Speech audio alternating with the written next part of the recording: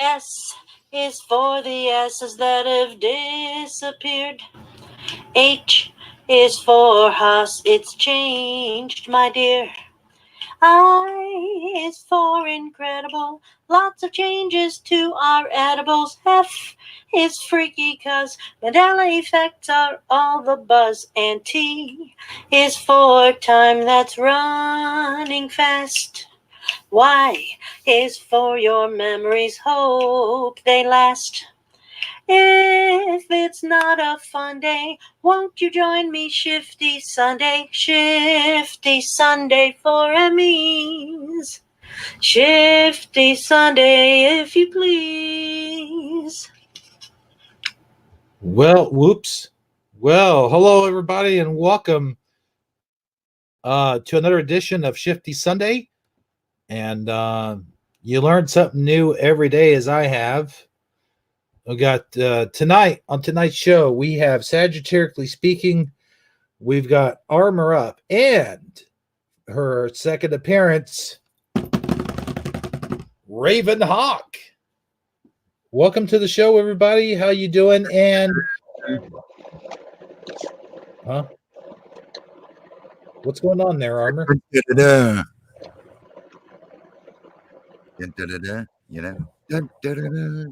Oh, yeah.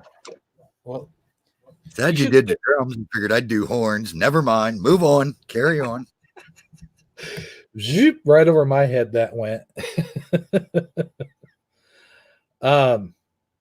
So let me ask. So, folks, you learn something new every day. Armor taught me how to screen share without showing my whole screen, like all the stuff that was up there. And here, this whole time, I've been doing that. And I just want to remind everybody, I've been doing this for a while now. And this is the first time he ever points it out to me, makes me sit up there and like an idiot, I share my whole screen. So, I just want to thank you for telling me just now. I appreciate that, buddy. No problem, brother. What a friend's for.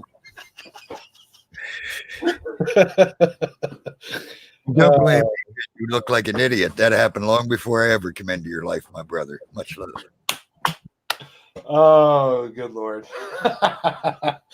Yeah, well, I can't dispute that. I really can't. But seriously though, how was your weekend, Armor? Seriously, you guys. I had a pretty good weekend. Seriously. No kid had my cheesy puffs. No, I had an all right weekend, I guess. It's a weekend. Yeah. It's cold. It's Pennsylvania. This time of year I hate. But I get to look at my birds, so all ain't horrible, I guess. Get my bird videos. And Raven Hawk, how about you? I had a really good weekend. My husband and I did another 3-day fast. Ooh. Yep, a liquid diet for 3 days. Give our systems a good clean out and get us ready for another week ahead. So it was a great weekend. Wow. So how often do you guys do this fasting thing? It's every 2 weeks. We'll do a 3-day. I see. Well, I wish I could do something like that, man. Do you just drink water, or do you do like different liquids? We do water, different kinds of teas, mostly herbal teas.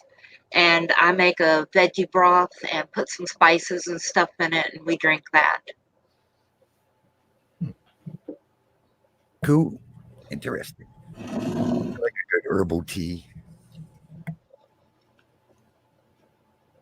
I think I tried that once and it didn't agree with my digestive tract. There's a whole bunch of herbal teas. Try a different one. Oh, well, no, I don't. Oh, you mean a fast? I thought you meant tea. Yeah, fasting. I think the closest I ever got was I had like cabbage soup for an entire week. I think that's the closest to a liquid diet I'm ever going to get. I don't think that counts. That's not a fast. That was a cabbage fast, I guess. You went rabbit for a week. Did you start hopping around? I started hopping around, and I started hiding Easter eggs. It gave me the uncontrollable urge to hide Easter eggs and poop out a Cadbury egg every once in a while. So yeah, I don't think I want to do that again. That's TMI. TMI on the Cadbury.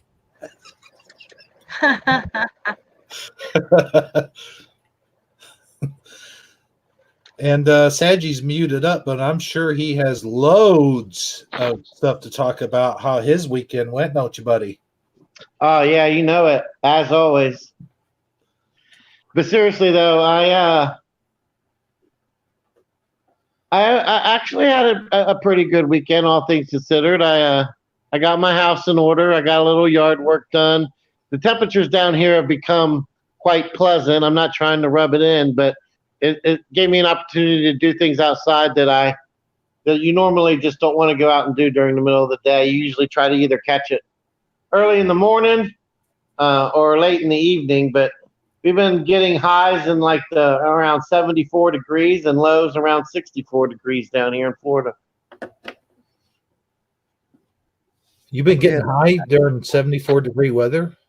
Yeah. What did you say? And then, the daytime high is 74. Right. I don't get high until evening around 64 degrees. Okay. I'm do you just do one joint in the morning and two at night? Is that what you're getting at? No, I don't really. I don't get a chance to partake in such exclusivities too often. Not saying that I wouldn't if opportunity presented itself. It's just that the opportunity doesn't present itself. Mm. Oh, okay. Now I wasn't trying to be, I was actually trying to do that song. Oh, I know you were, and it's all good. But you know what? I got a nice. I followed your lead. I put I made a second batch of spaghetti and meatballs. I got cooking on low on the stove up there. Oh man, you know what? Those spaghetti meatballs turned out really good. I was afraid most of them have fell apart when I was putting them when I had them in the sauce. They seemed like when I was stirring the sauce, some of them were kind of falling apart at the top. But I'm telling you, man, I don't mean to toot my own horn, but where's that noise at? No, I'm just kidding. No noise. How about a whistle? Hey, I thought you were going to do a meatball recipe thingy because I need a good meatball recipe. I told you. I thought you were going to do it. How-to video. Oh, I'm still doing that. I'll still do it. Take your time. It ain't like I'd like some meat.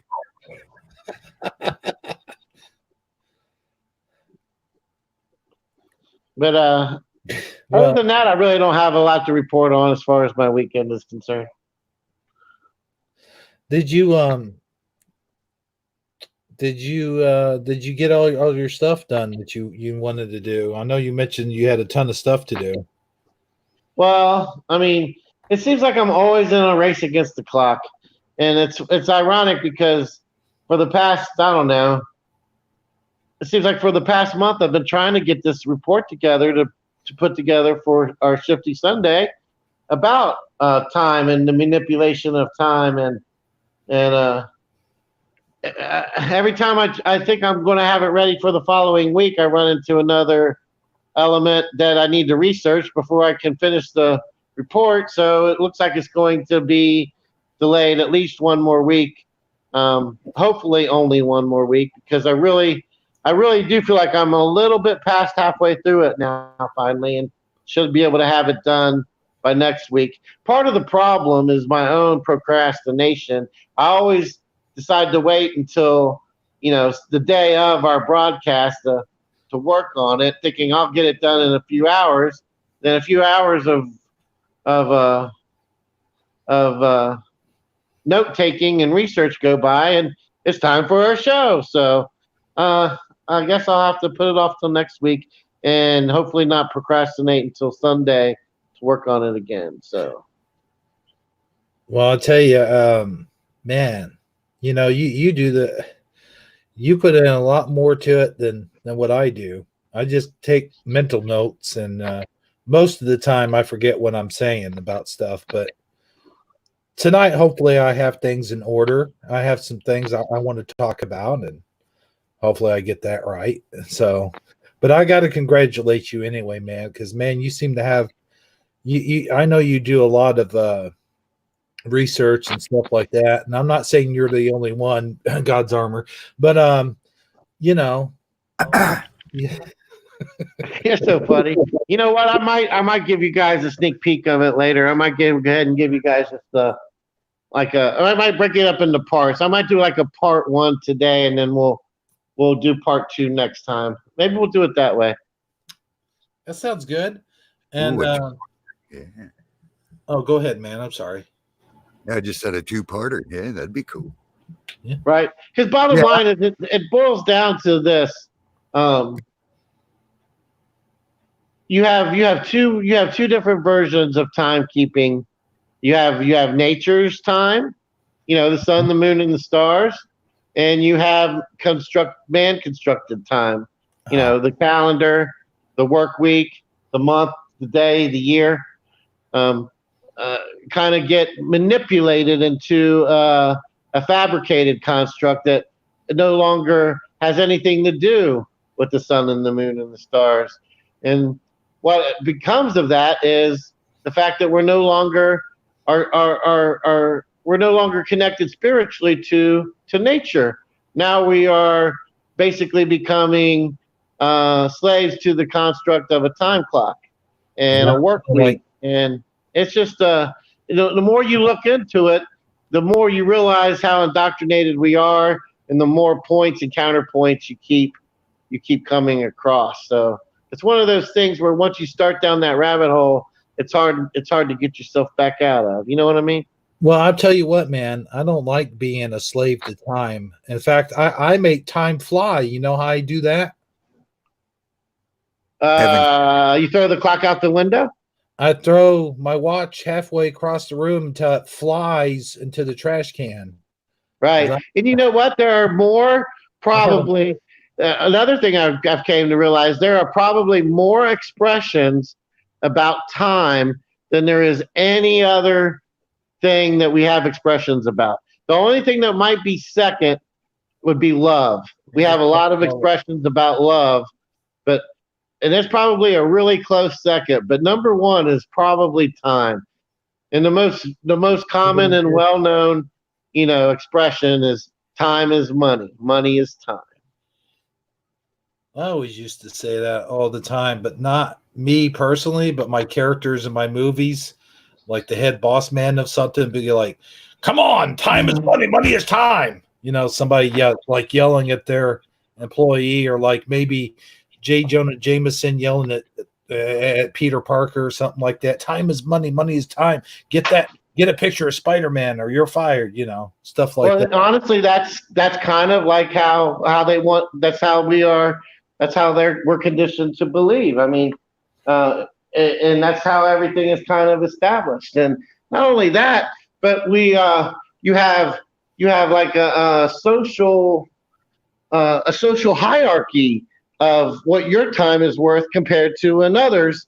And if you're lower on the social hierarchy, it's considered appropriate for you to wait on someone of a higher social time or hierarchy. Hence, when you go to the doctor, his time is very valuable. He is a very important man. He makes a lot more an hour than you do, so you're going to sit there and wait on him.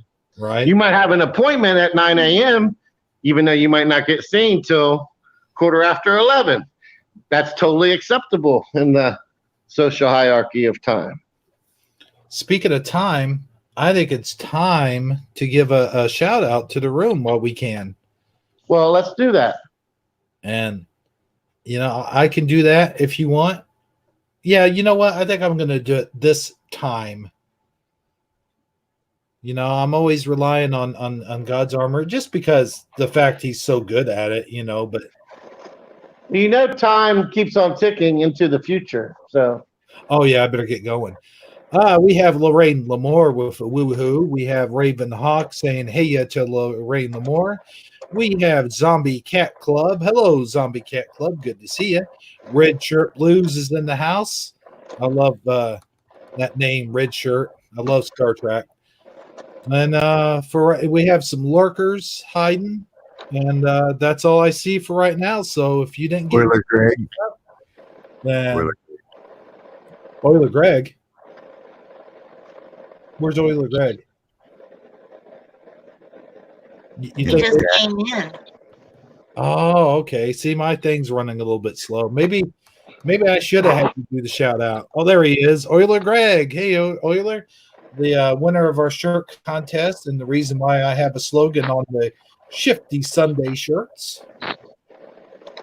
Just saying. Speaking of our Shifty Sunday shirts, have you had any recent orders? You know what? I haven't checked in a little while, but it's funny you should say that because actually, now that weather's colder than it was before, I've got some hoodies up for sale at about $28 a pop. So just putting that out there. All right. And if I wanted to order such a hoodie, how would I go about doing so? Well, you would go to this site right here that's on your screen right now. Oh, okay. You're talking about https://teespring.com/stores/Hebrew? Yes, sir. And, that's a lot of slashes. I know, right? Maybe I should slash some of my prices since it's Christmas time. Hey, yeah. That's always a good idea. Some of those things might make a nice gift for somebody out there. Who knows, You could do a buy one, get one half off for Christmas. Oh, yeah. Let me ask you this, Armor. Did they send you like an email saying put your hat in the ring for Black Friday specials? Oh, yeah. Yeah. I don't have a hat, so. Oh, okay. Well, you got a helmet. You got a helmet. Yeah. Right. But you can't throw that in the ring. That's part of your protection, man. You got to have my helmet.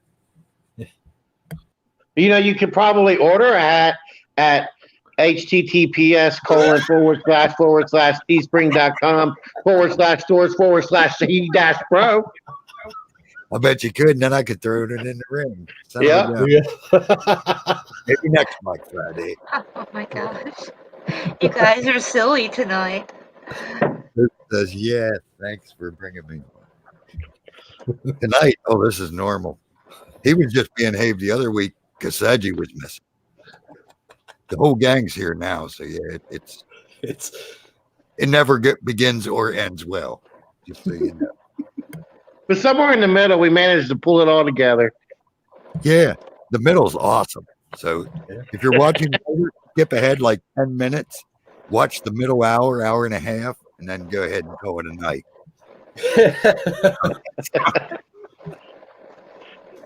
Well, Armor, speaking of things that get silly or crazy or weird, I got a dream that I'd like to share for the entire world that's listening. PG-14 or less? Oh no, it's PG. Okay. Well, then again, you are in it, so maybe your image alone could raise images of a PG-14 type stuff. I don't know. The fact that you're dreaming about me sort of freaks me out. But Oh boy. Here's the thing, man. So in my dream, we were talking on Hangouts or whatever it was, but I could see your face and everything. And we got to talking, and I'm like, hey, I'm heading over to Dan's house or something like that. And you said, well, wait a minute, I'll go with you. And then I said, and then I put you on hold for like a really long time. You're like, where the heck did you go, brother? And I was like, dude, give me a chance of putting my socks on. And then and then instead of going to Dan's house, we all went over to your house and we all ate a bowl of chili. And it was, I'm telling you, man, it was far out there, but you waited for a long time. And then finally you were like, dude, you don't freaking get me off a hold here in a second. I'm leaving. And that was the part where we all come to each other's houses. Do we all live in the same place, or were we like? Because I'm in Pennsylvania, you're in Illinois, Dan's in Texas. right. It was almost like we were all just a skip, jump, hop away, you know, from each other. I thought maybe we could have teleported or something. That would have been Man, that would have been cool. next time. Teleport. Okay. Well, you can always use my bathroom if you really needed to. Right. Go to the bathroom portal. Go to Sadgie's. We can teleport to Sadgie's and hang out there. There you go. Oh man. Go first because I don't want to catch him in an awkward position. Oh yeah, that's true. Well, he takes a bath with his clothes on, so I don't know if he. Hey, you save money on laundry. I get it. When you got it, man. Us men know secrets. We got secrets. Oh yeah, so that was pretty much the end of the dream right there. When you was like, dude, if you don't hurry up, I'm gonna go without you. That's when I woke up. So, who wants to interpret that one, huh? Pass. Yeah, I think that one's just kind of like self-evident. I don't really think it needs much interpretation. Yeah, I think that one's a sure sign that you ate right before you went to bed, possibly chili. Yeah, but what's with the socks, dude? Well, obviously. Have you seen his feet? You know how long it takes him to get on socks? Oh, you're lucky you weren't in the crew before when he was passing around the broke toe photo. Oh yeah. Joy. Oh man. Yeah. Hey, Preliminal popped in the house. Shout out to the prelim. Welcome, brother. But you know, Saji was talking about the constructs of time and stuff like that. And for anybody that was watching Taco Tuesday, we had Michelle from Awake and Activate on the program that Taco Tuesday. And she and Saji had a really good conversation, I think. It's not that I wasn't, it's not that I was left out of it, but I just didn't really have much to say on the subject. And I congratulate you, Sad. You were really on your game that night for not even having anything prepared. Well, like I said, I've been consuming a lot of time looking into time lately. Right. So it happened to be kind of a hot topic for me as well. So awesome. Investigating time turned out to be a timely investigation. Is that what you're saying? Yeah. Yeah. Hey, Go-Kart Bob popped in the house. Yeah, I watched the Taco Tuesday. That was a good show. Enjoyed it. But there's JM. See, I saw him. Good job. JM in the house. He always reminds me of like Cousin It. Is it Cousin It that has like the hair all over his face? Oh yeah, Cousin It. JM's going to call in tonight, hopefully. Oh yeah, he mentioned that, didn't he, on Dan's show?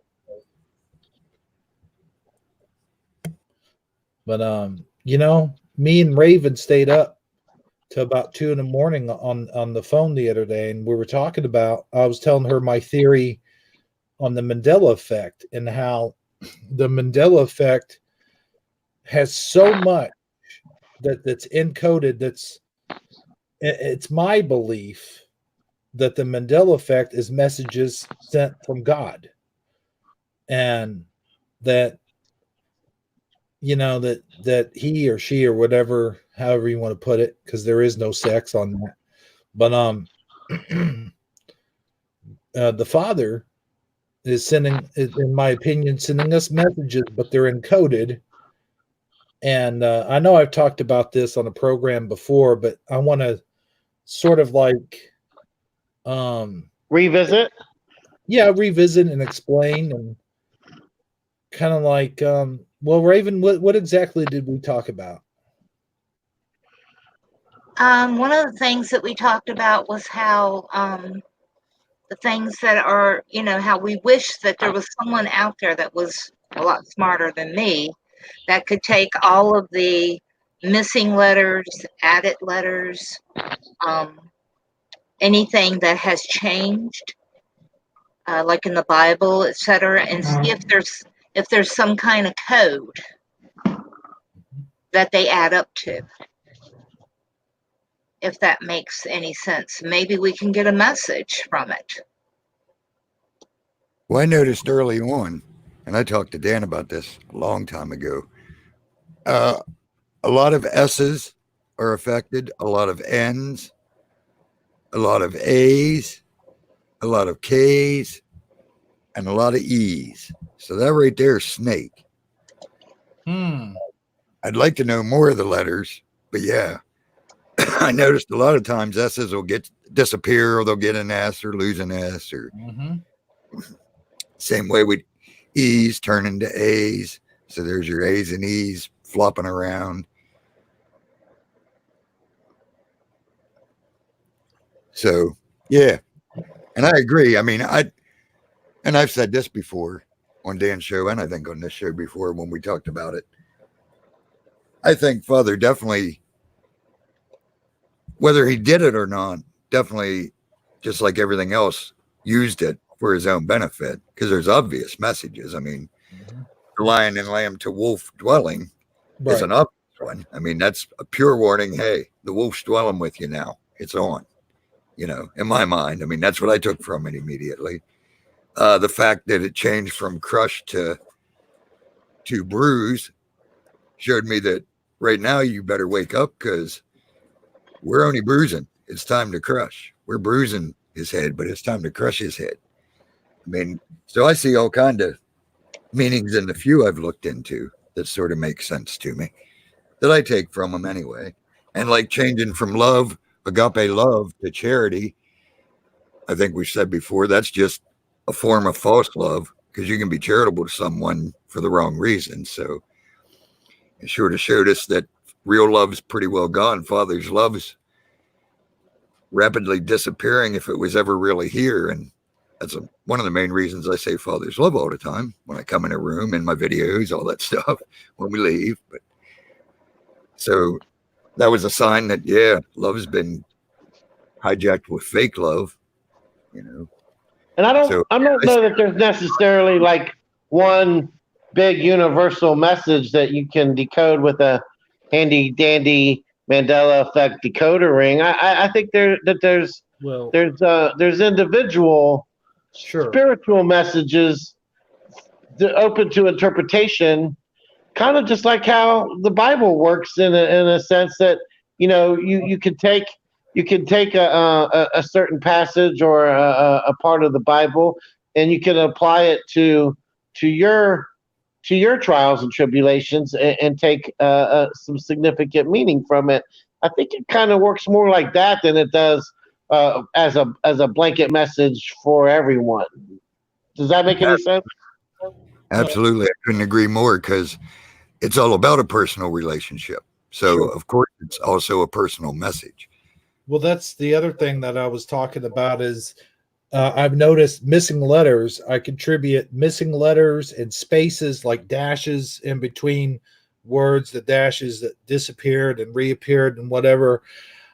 I interpret those as like the separation between the Father and man, that we were once separated between the Father and man, and also a separation within mankind towards each other, that we are going through a course of time where there's division.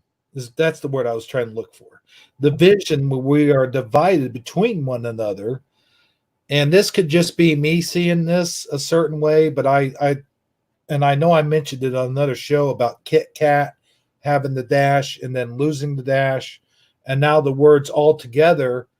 And I noticed this about a lot of other words where the letters are all kind of converted in together with each other.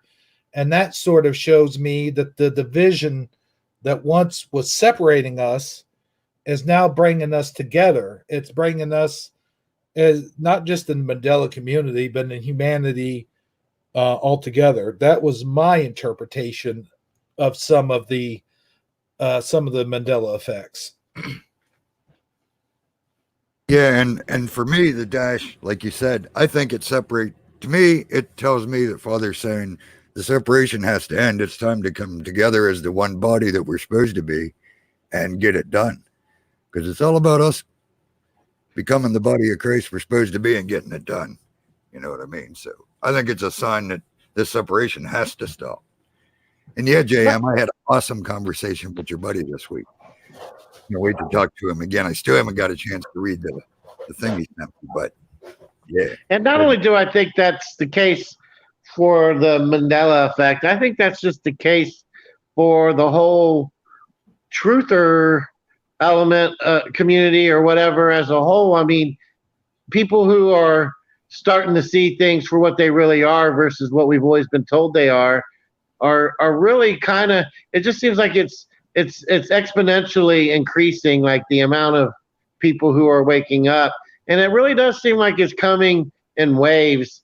And I really do think that it's kind of like a phase.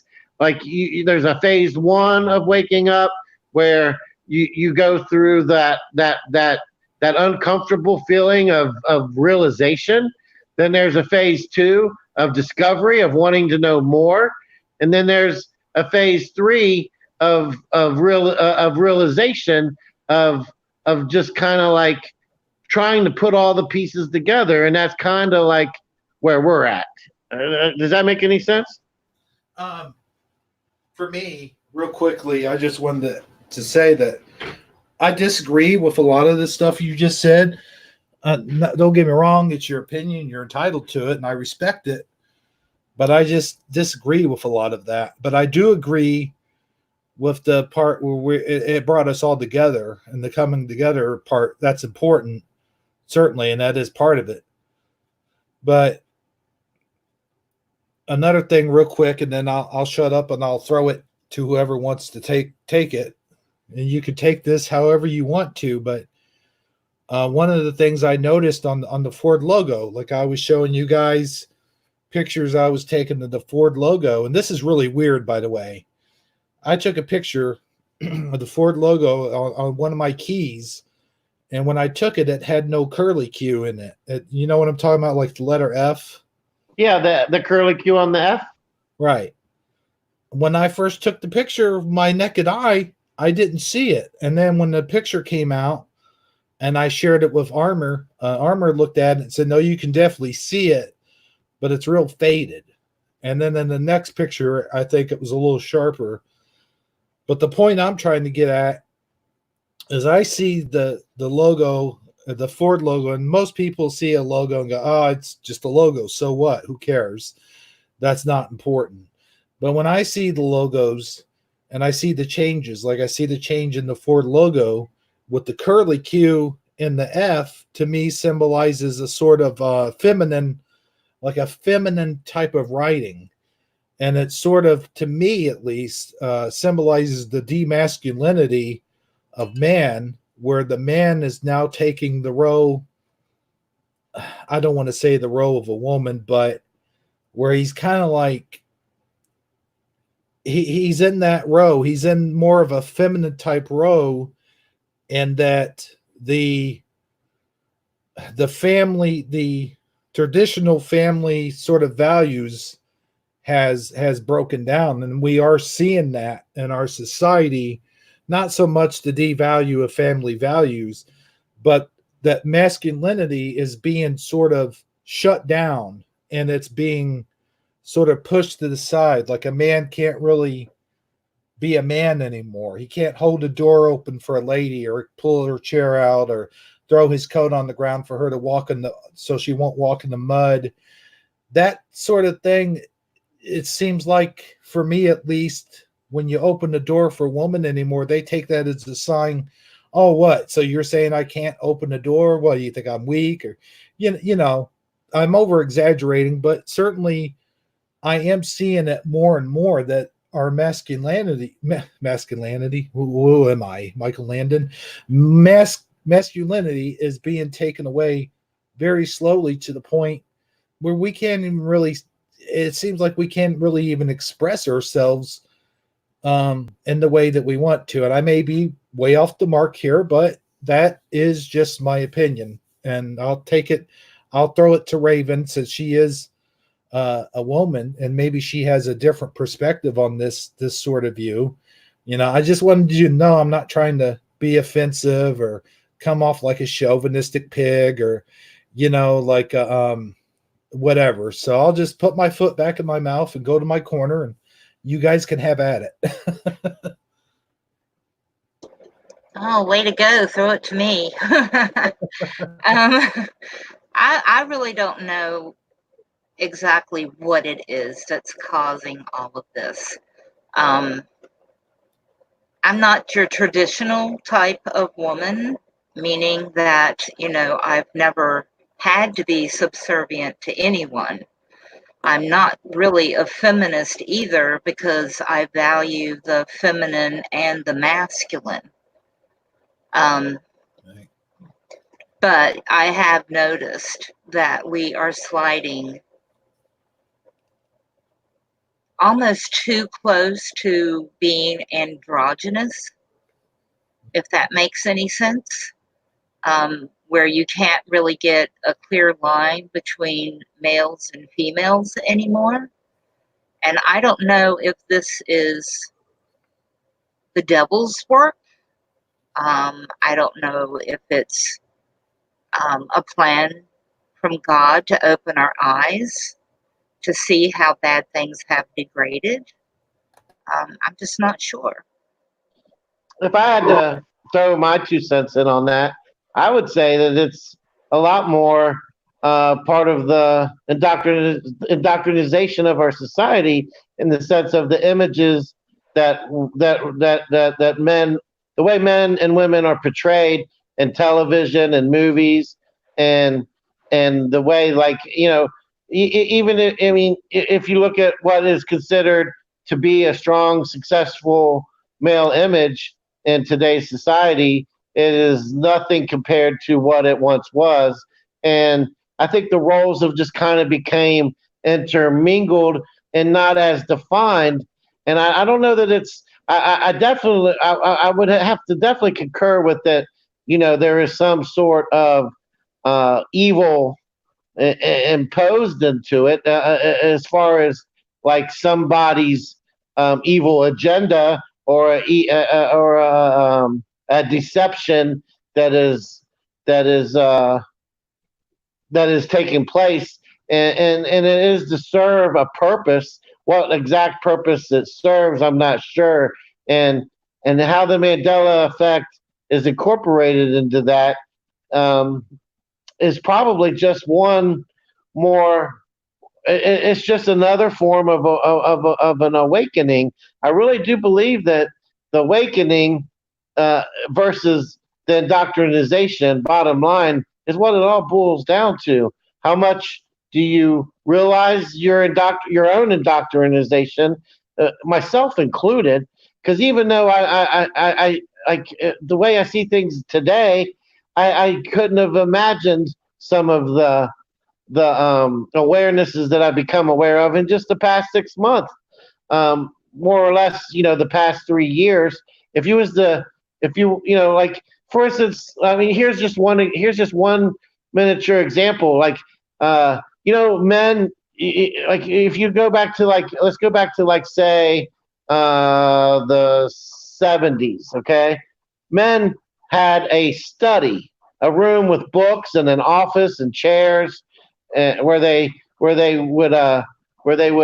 you know, actually become more, you know, they would actually read and become more intelligent and more and had a kinder, gentler way of dealing with things, but still holding a certain level of masculinity in the process of of making their decisions and doing things. In the study, who has a study anymore? Guys now have a man cave. Yeah, I sit in my man cave now and I watch more TV and sports and drink beer and uh do anything but do any type of soul ascension or self discovery. I just indoctrinate date myself even harder and into sports and beer and wings and what and good times. I don't take any time for self introspection or improving my intelligence or my philosophical views. I just watch CNN, MSNBC, and some basketball, baseball, and football, and now it just seems like all things manly that claim to be more manly are actually less manly when you really think about it. That's all I'm trying to say. Yeah, you were talking about how men used to have studies. Well, women used to have parlors, if you think about Exactly. that. Yeah. Very good counterpoint. And that's where women would sit and read and knit and sew and have tea and things of that nature. Um, and you don't see those in traditional houses anymore either. Very good point. And what would you say has taken the place of those? The kitchen. Okay. I But I mean, mean, as that, far as that, how a woman, I mean, that would be how a woman would kind of like find her way of self improving versus degradation. What do you think is the degradation factor that's counterpointing the study? Is what I'm trying. I mean, the parlor is what I'm trying to say. um, I'm not sure. I mean, It seems like women kind of got left out. There's not even that room don't exist now. I mean, the kitchen has always existed, and then again, you see more and more, which I think is actually Well, a good thing. More and more Tuesday. men are getting more involved in the kitchen. That's actually probably a good thing, but I don't know. I'm just trying to make sense of it all. That's all. Um, A lot of them got that she shed now. They're pushing that. I don't want a she shed. That sounds horrible. She shed down by the seashore selling seashells. in her tea shed, Cheryl. Yeah. You No, ever see that commercial? yeah. Cheryl tea shed got got burnt down.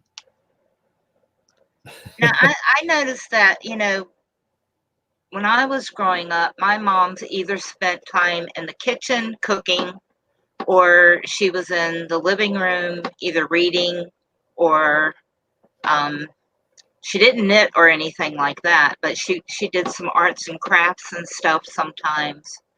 Um, and my dad, he had his little corner in the living room where he watched television. We just, I think though that making men and women so equal has prevented them from being traditional and having their traditional roles. And, like I said, I'm not your typical female. I'm not a feminist. Um, I just think, that women should be able to do the things that women enjoy, and men should be able to do the things they enjoy. And, I think it was just too much because my dad was, well, my mom was always trying to get my dad to do things with her. Mm-hmm. And so she never found things that really just interested her. And my dad, he liked to watch sports and westerns and, go fishing and hunting. Well, none of those things interested my mom. So they just didn't really have anything in common, except for that they loved one another. And, I think that, I don't know what I'm trying to say. I just think that, either we've been forcibly separated into our own little niches so much. We can't talk to one another. We can't relate to one another. Even I've noticed that even some churches, they separate the men and the women. I come from a Mormon background. So the men always went off to do the priesthood thing, and the women always went off, to do their thing. They didn't get a fancy name.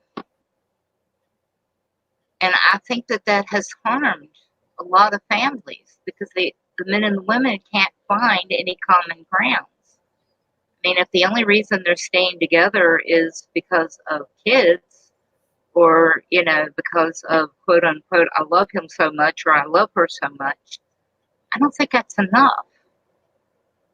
And maybe this whole Mandela thing is supposed to be waking us up to realize that, we need to be one and we need to have common interests and we need to explore those common interests and get back to God.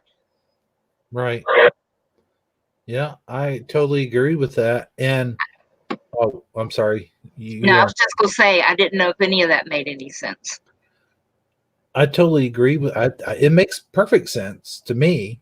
But one thing I will bring up that Sagittarically speaking brought up the parlors that we used to have as men, and you brought up the little rooms that women used to have to do their own thing in and stuff like that. And that right there caused separation even back in those days. And the two things that replaced those things that came around later was men had their barbershops they'd go to, and it was more than just sitting down, getting a shave and a haircut. It was sitting down, you talk about sports and hunting and fishing and talk about the wives and this and that. And then women would have the beauty parlors that they would go to, and they would talk about their stuff, their day, and everything that they did during the day and the points of interest that they had. And they would talk about their husbands and other men and so forth. That was called the gossiping crowds or whatever you would what not have you.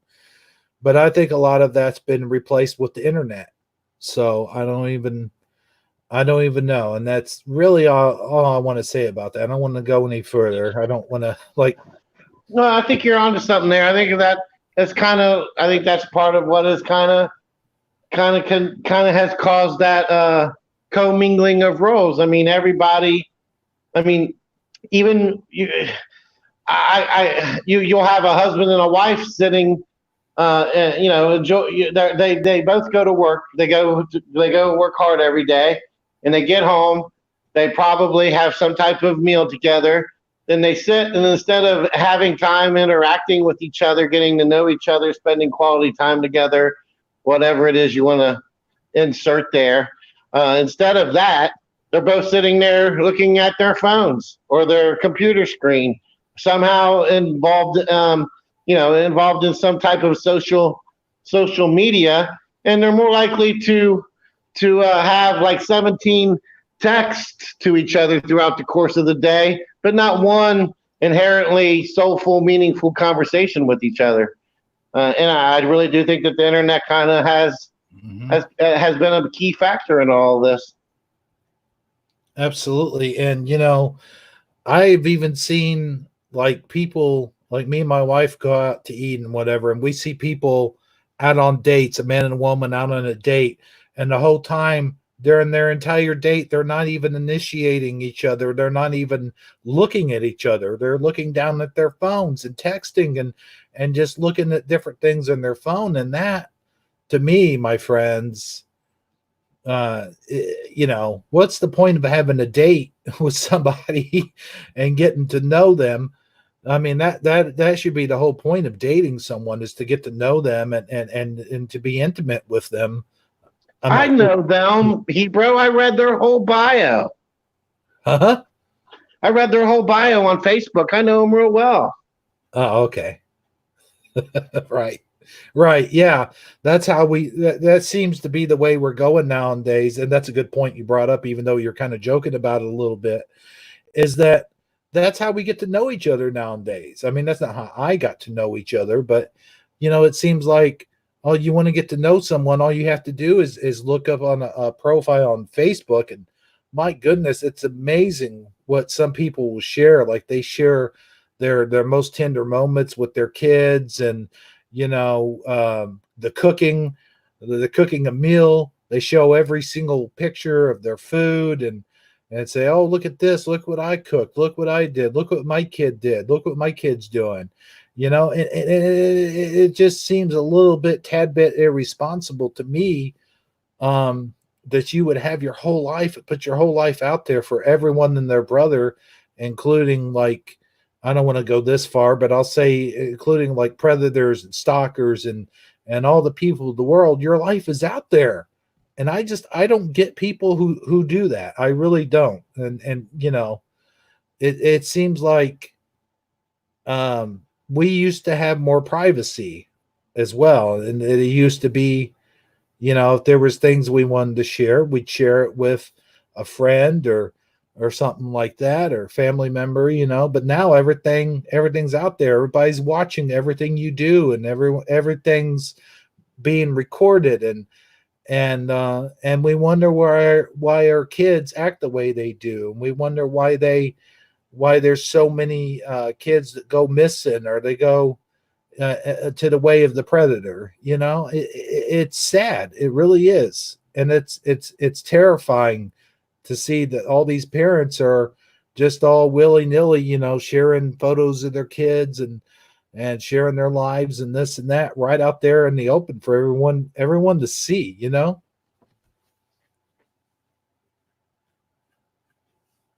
That's just my opinion, though. Yeah, you're on to something, though. That's why my husband and I won't own cell phones. I worked in customer service for a long time, and people would just walk in, they'd be on their phone, you'd try to wait on them, and they'd say, just a minute, let me finish this phone call, and then they'd be there just jibber jabbering away, and you're hearing the whole thing. Yeah. I don't want to hear what you're saying to someone, and I'm here to wait on you. If you don't want to be waited on right this minute, step aside and let the next person be waited on. Now, I saw the decline in the social structure really early with cell phones. I can't say too much about the internet, because that's how my husband and I met. Right. We met on AOL way back in the day. And, but we did take our time to get to know each other away from AOL. But people don't even do that now, and you're seeing these young women who are putting themselves out there for anyone to see. And they're just, like you said, there's a lot of predators out there, and no one seems to even be aware that these kids need to have some constraint, and it should be up to the parents to restrain them. But if the parents don't have any restraint themselves, they don't have an example. And I don't know how we get that back. Yeah, you're right. And one thing I wanted to add to that was I was reading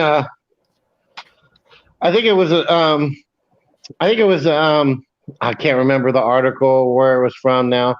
The name is slipping my mind, but basically the we're coming to the end of a decade. The teens, I guess you would call it, 2010 through 2020.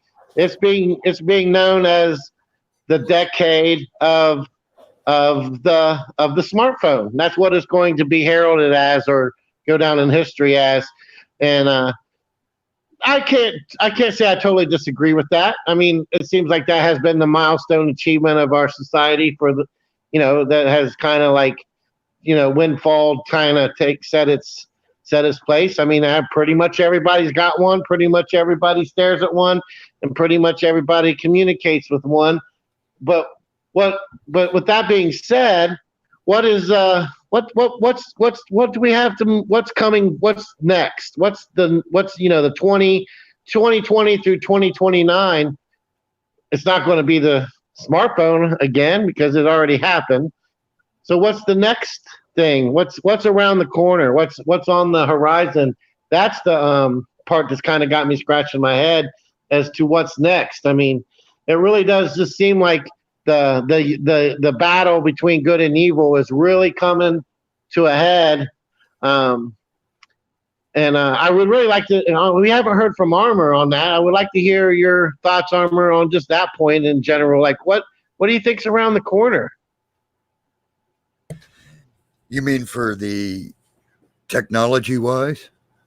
For just us, I mean, for the battle between good and evil, where is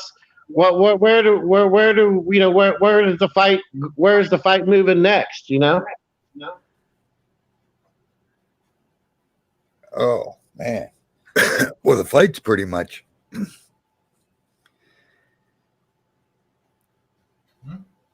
already on and always on. I mean, the biggest fight we need to worry about right now in the spiritual battle, in my opinion, is the personal one. See, the enemy is actually smart in getting us to believe he's more powerful than he is and more prevalent than he is. But Jesus already whooped his butt. So he's easy to take care of. It's the enemy Jesus told us to battle was us, our mind, our thoughts, our actions, it was us. We are the enemy. We are our biggest spiritual battle right now, and to begin with on the journey is definitely ourselves. We've got to kill our flesh, as it says. We've got to crucify ourselves. We got to die to be alive with him. That's pretty heavy talk, and it's important. It's exactly, you use terms like you got to die, you got to crucify yourself. The old man must be, unless you're willing to lose your life, you're never going to have it. He's obviously saying, look, I took care of the enemy. He says the ruler of this world's going to be judged and has already been judged. He's already done. He's already been found guilty. He's already been judged. The enemy is beat. Now, he don't want us to know that. He's got everybody blind, and everyone still thinks he's got power, and he does. As long as you think he has power, he has power. If you give him power, he'll be happy to mess with you. But if you remember who you are, you just tell him to move along when they send the real spiritual attacks. It ain't like Hollywood, like people want you to think. If you really know who you are, and I don't even know how to explain it, but the least of your worries is demons and spiritual attacks, because you've got to feel the shield of faith. Those things just bounce off. They ain't going to ever stop shooting at you. Of course, they're going to keep attacking. They hate you. You're like a blinding light. So they're never going to stop attacking, but they're like mosquitoes. Don't give them power. Don't think of how powerful they are. You know what I mean? Bruxy in the One Wednesday Word was hilarious. He pointed it out great. If you see if someone's threatening you and they walk over and push a cup across the table, you're like, well, that's not very threatening. And if you watch the Wednesday Word, you'll get it. It's a lot better if you visualize it. But if we see that cup move across the table and nobody touches it, oh my goodness, well, now all of a sudden that thing's powerful, whatever did that. You know what I mean? Well, no, you're still not, so you can slide a cup. Yeehaw. Whether I can see you or not, that's not that impressive. You know what I'm saying?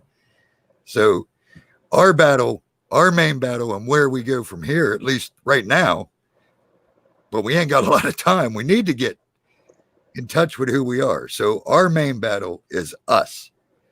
We need to kill ourselves. We need to follow Jesus. We need to know what he said. We need to know what he told us to do.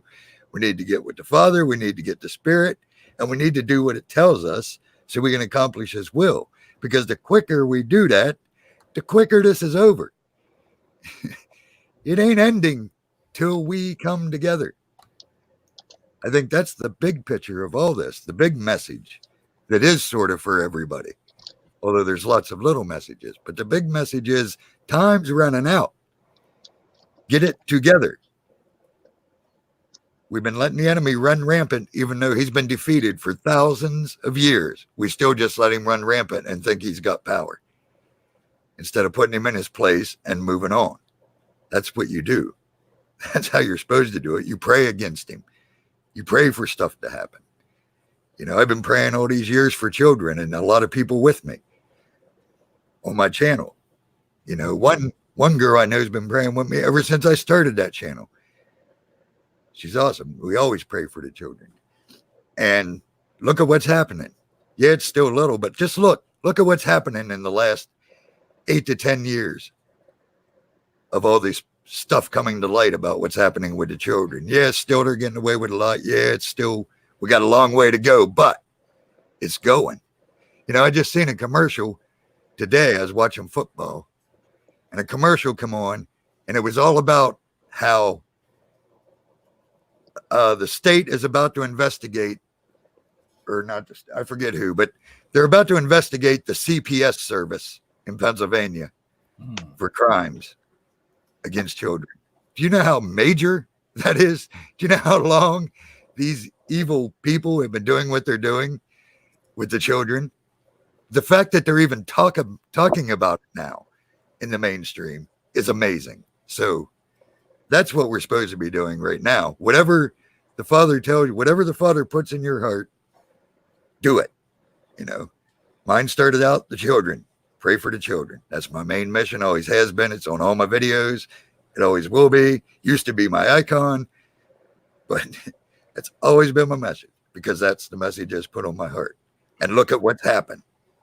I'm not saying I did it. I'm not saying I'm special, but just look at what happened with me and a lot of other channels praying against the evil that messes with the children. Look at it. Look at it being exposed more and more and more every day. It's coming out. It's going to be done. Yeah. That's the way this works. That's what we're supposed to do. So work on you. More than anything, work on you. Yep.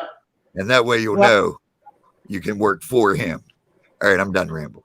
Well said, though, Armor. I mean, that's exactly what I was hoping to hear because, I mean, it does seem like, I mean, it's one of those things where, you know, the chain is only as strong as its weakest link, you know, and each person that finds that spiritual guidance and that comes closer to their personal relationship with the Lord or the Father, they're leaps and bounds ahead of the game of somebody who hasn't started yet, you know, and it's a process. It's not something you can do overnight. It takes time. It takes a certain type of introspect, and it really, I mean, for me, I can't speak for anyone else, but for me, it all is the result of just becoming aware of the fact that, you know, things aren't what I always thought they were.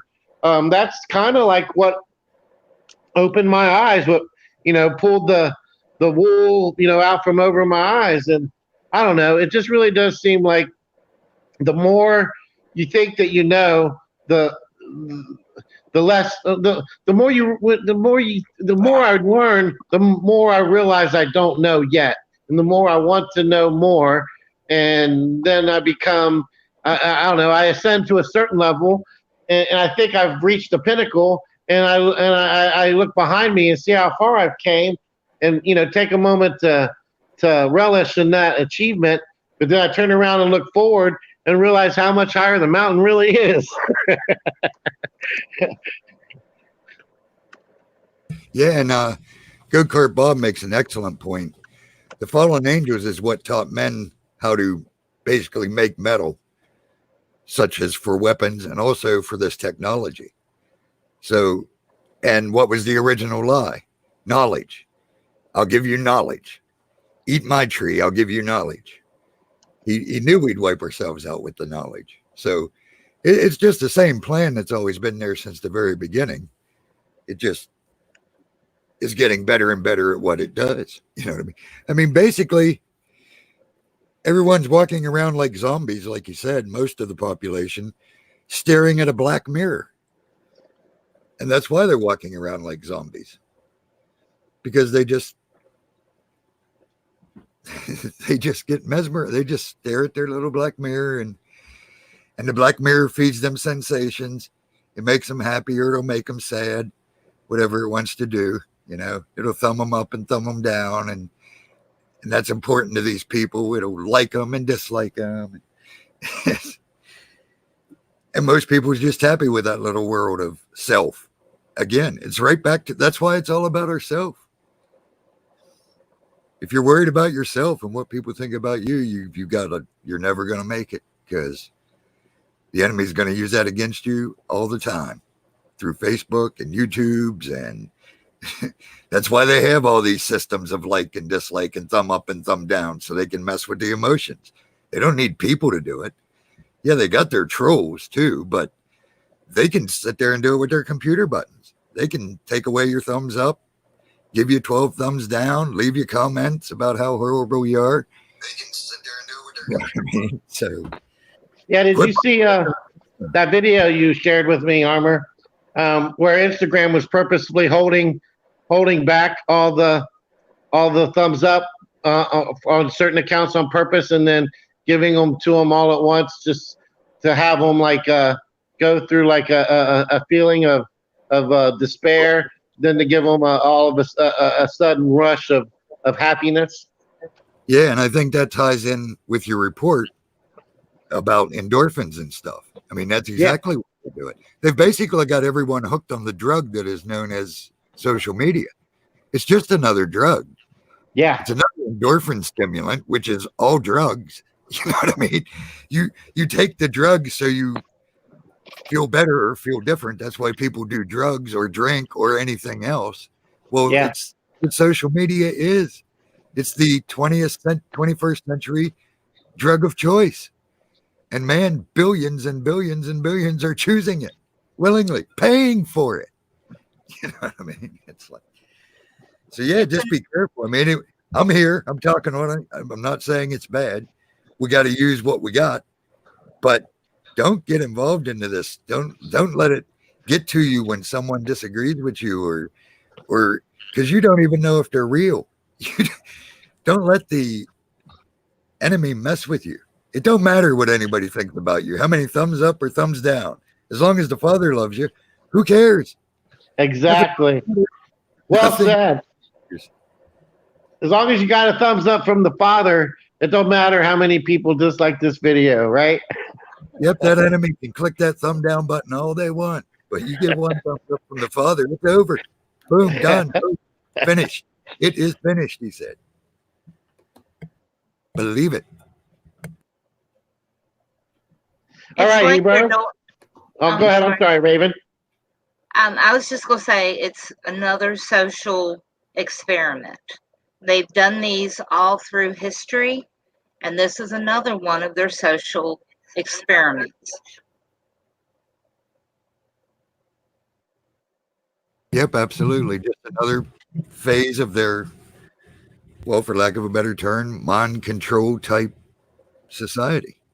Their hive mind type society. Like you said, they've been working on it forever. I mean, Woodstock was a social experiment. It's been all throughout history, all kinds of social experiments. Yeah, I mean, it's funny when you mentioned that, because you know what I thought, like the first thing that went into my mind was like let's say you're watching like I don't know what, like Animal Planet or a Discovery Channel or something like that, and you're watching the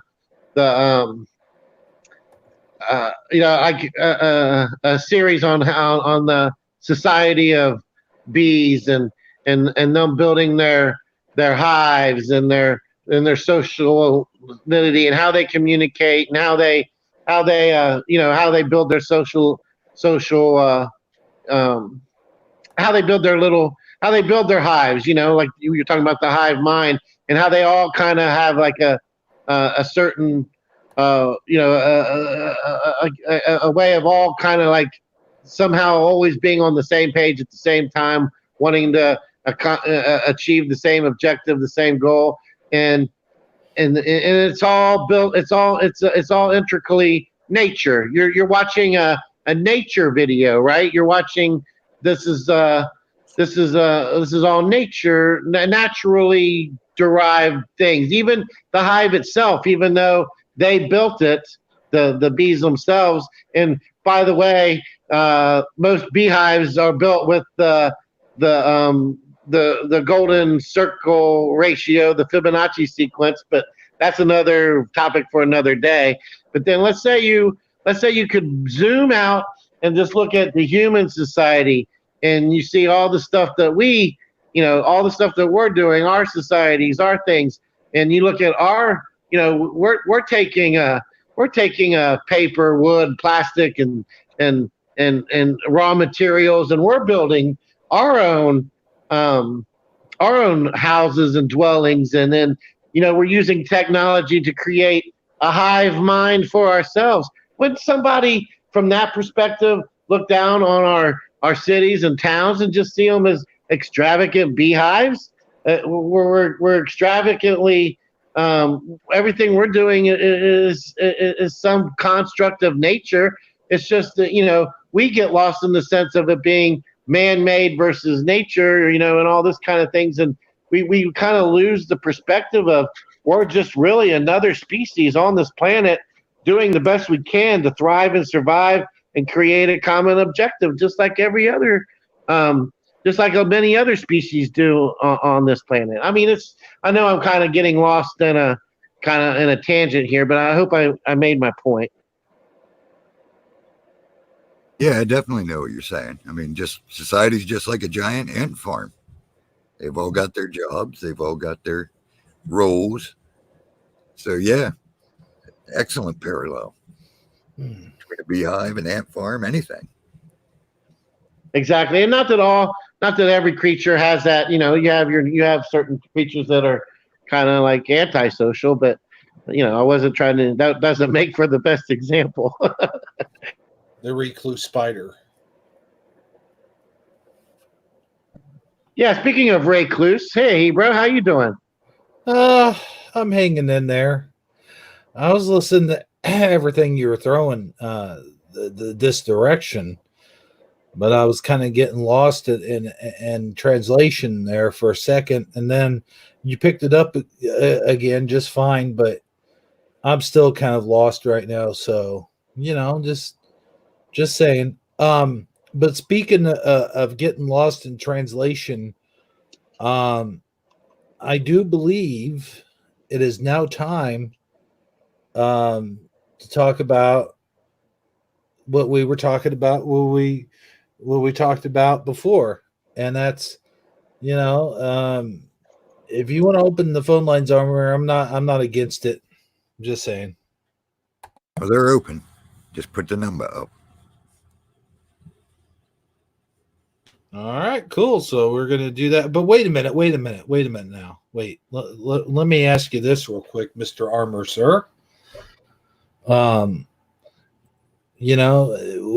sad in these bad and saddened times, and every once in a while you like to hear some good news. You don't want to always hear negative news. There's enough negative news going on CNN and YouTube News and Fox NBC and oh wait, those are two different things. Sorry. You don't watch any of that stuff. That But stuff ain't for you. I wouldn't recommend that for anybody. But I'm just saying, in retrospect, there's just a bunch of really just bad news out there. So, we was wondering if you had anything that would brighten our spirits tonight, sir. I do have a couple good news story, and I just want to say, amen, Oiler Greg. That's right. They can't keep things hidden much longer. We see through the lies, and in the end, we prevail. So be happy and positive. It's going to be okay. Oh, it's going to be okay. Cool. Definitely. It's going to be awesome. But yeah. But yeah, I got some good news. I guess we'll let me share. We'll share the funny one. I got like a funny story. Sort of just a good funny story. And then I got a really awesome story. So let's see. We'll do this one first. Let me share my screen. Let me know when you can see it. Oh, let me pop it up there. There we go. Okay, so the first story is just for all of us who get snow and winter's coming, and you know how it is when you got to shovel a bunch of snow and it ain't fun. This one's a boy's comical reaction to shoveling too much snow might be the most relatable winter video all year. So not many people are excited to shovel snow, and this kid from Colorado is no exception. In a hilarious video that was captured by CCTV cameras in Colorado Springs last week, a youngster named Peyton was filmed as he had exhibited the most relatable reaction to the endless heaps of powder settling his driveway. According to Peyton's mother, the boy volunteered to shovel the snow covering their driveway, only to find out that he had offered a little more exertion than he could stomach. My son Peyton offered to go shovel the 8 inches of snow we got earlier today, but quickly realized he was in over his head, she told Life Sensor. My security cameras caught his mini tantrum. So we'll watch the little video. There's no sound. But yeah, you'll see, if you shovel snow, you'll get where this little boy's coming from. It's pretty funny.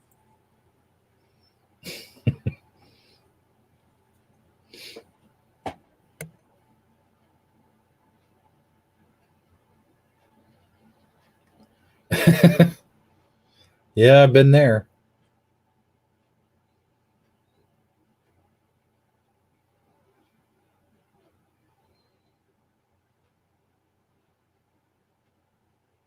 That is adorable. All right, that's good one for a little laugh. You just couldn't take it anymore. Like, I'm done. All right, the next one. Let me see. Where's it at? Ah, here we go. Let me share this one.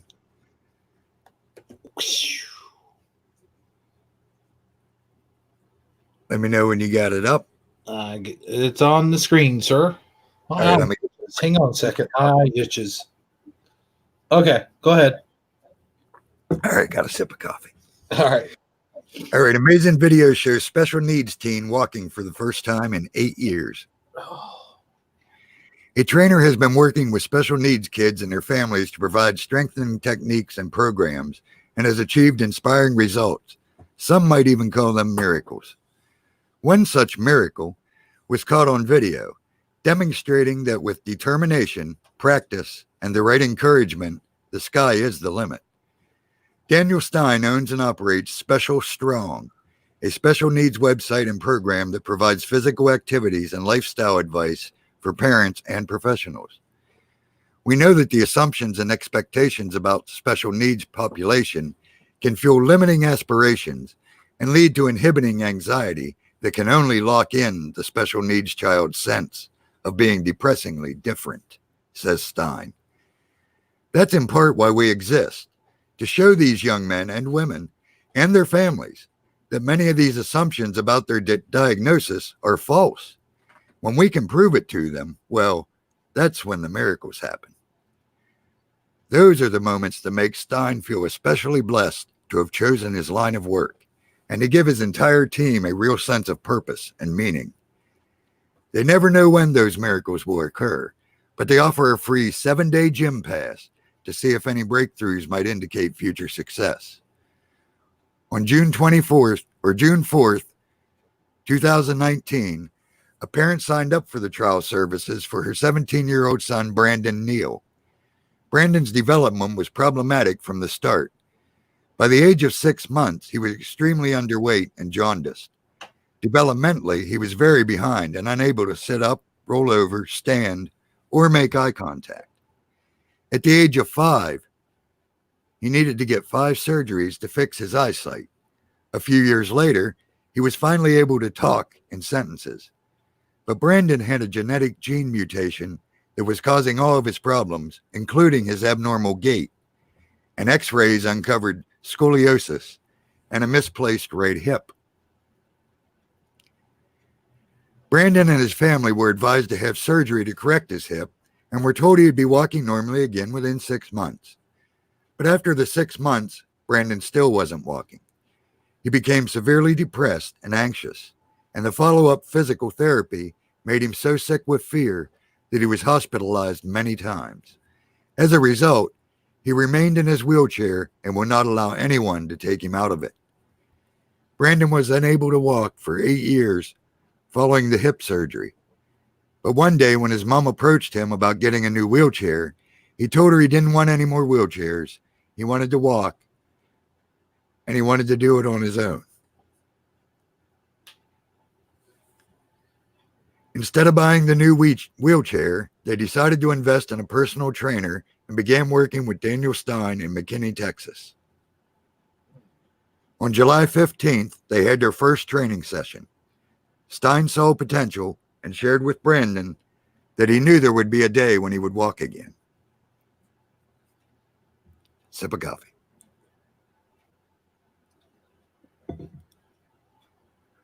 Although Brandon was scared of falling and getting hurt, trust was developing between the two that would lead to amazing progress.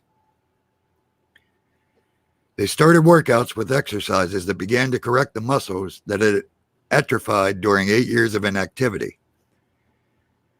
Whenever I told him what we were doing, a new exercise, he'd begin to physically shake and say, "I can't do it, Daniel, I'm scared."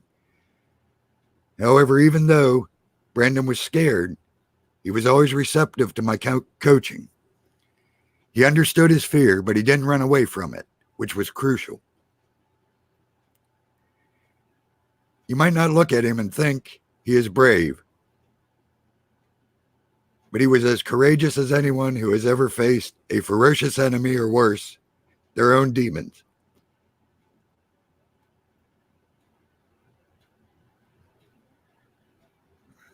I ended up making a rule with him that the word can't was not allowed in my gym.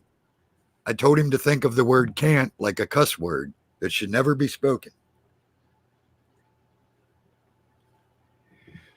Soon Brandon progressed to using 4-arm crutches, and his parents were told to stop bringing the wheelchair to the gym. During his 5th session, July 30th, he was challenged to walk a step or two without the crutches, and though he teared up and was scared, he did it. And it gave him an incredible amount of confidence for what was to come. After additional strengthening of Brandon's legs, core, and lower back, and overcoming more bouts with fear, on August 21st, he arrived and gave Daniel a strong impression that today was the day he would walk independently. He said, "I'm ready." I knew I had to get this moment on video, anticipating something great was going to happen, another miracle. I gave Brandon a pep talk, encouraged him, and got the video rolling. And that's when he truly conquered his fears for the first time in his life. All right, let's watch the video. Cool. All right, Brandon, hey, look at me. You ready to set a record? Walking independently, first time in 8 years. You ready? Hey, look at me. You ready or what? Brandon, look at me. Yes. Hey, you ready? You sure you ready? Yes. Okay, come on. I'm letting go. Okay, follow me. Follow me, Brandon. Follow me. Don't use that wall. Don't use that wall. Come on, man. This is awesome. Come on. You're doing great, man. Keep on walking towards the voice. Yep. Good job, Brandon. You're doing it all by yourself, man. This is huge. You haven't done this in 8 years, and you're making it look easy, man. That's okay. You're doing good. You're doing good. Good job, man. You were controlling the anxiety and the fear, man. You're controlling it all right now. I'm not going to hold your hand. You're doing this all by yourself, man. I'm not going to help you at all. Let's go for a little bit more. Keep going. Keep going. Wow. Man, you're starting to make me work kind of hard here. I wasn't thinking going to go this far, man. We're gonna be hitting a mile soon. This is awesome. I cannot wing it. It's okay. Hey, you know what? You're gonna run one day. Right now, we're just focusing on walking, and you're doing a great job with the walking. We'll get to the running, okay? Yeah. Hey, are you wanting to run one day? Is that why you said that? Okay. All right. Well, hey, what do you have to do before you run? Well, You've got to walk. That's right. are you proud of me? Yes, I am so proud of you. I'm not arguing with you. I am so proud of you, man. I'm not student. That's right. That's right. And rest, man. You can hold on to the wall. Brandon, hey, listen, we've got thousands of listeners incredibly proud of you because this is the first time walking independently like this in 8 years. Brandon, we are so proud of you. And I'm going to make sure that our audience, our family, leaves a lot of comments and likes and just loves on you, man, because this is a big deal. Was it scary? No. It wasn't scary. That's awesome, man. Well, you overcame your fears, man. I'm so proud of you. Guys, give it up for Brandon. All right, there you go. Way to go, Brandon. Yeah, that is awesome, dude. I'll tell you what, talk about inspirational. Forget Rocky. This guy makes Rocky look like a wuss. I'm watching this for inspiration next time. Forget Rocky. No more Rocky. Okay, that's all I'm saying. I'm just saying, you know.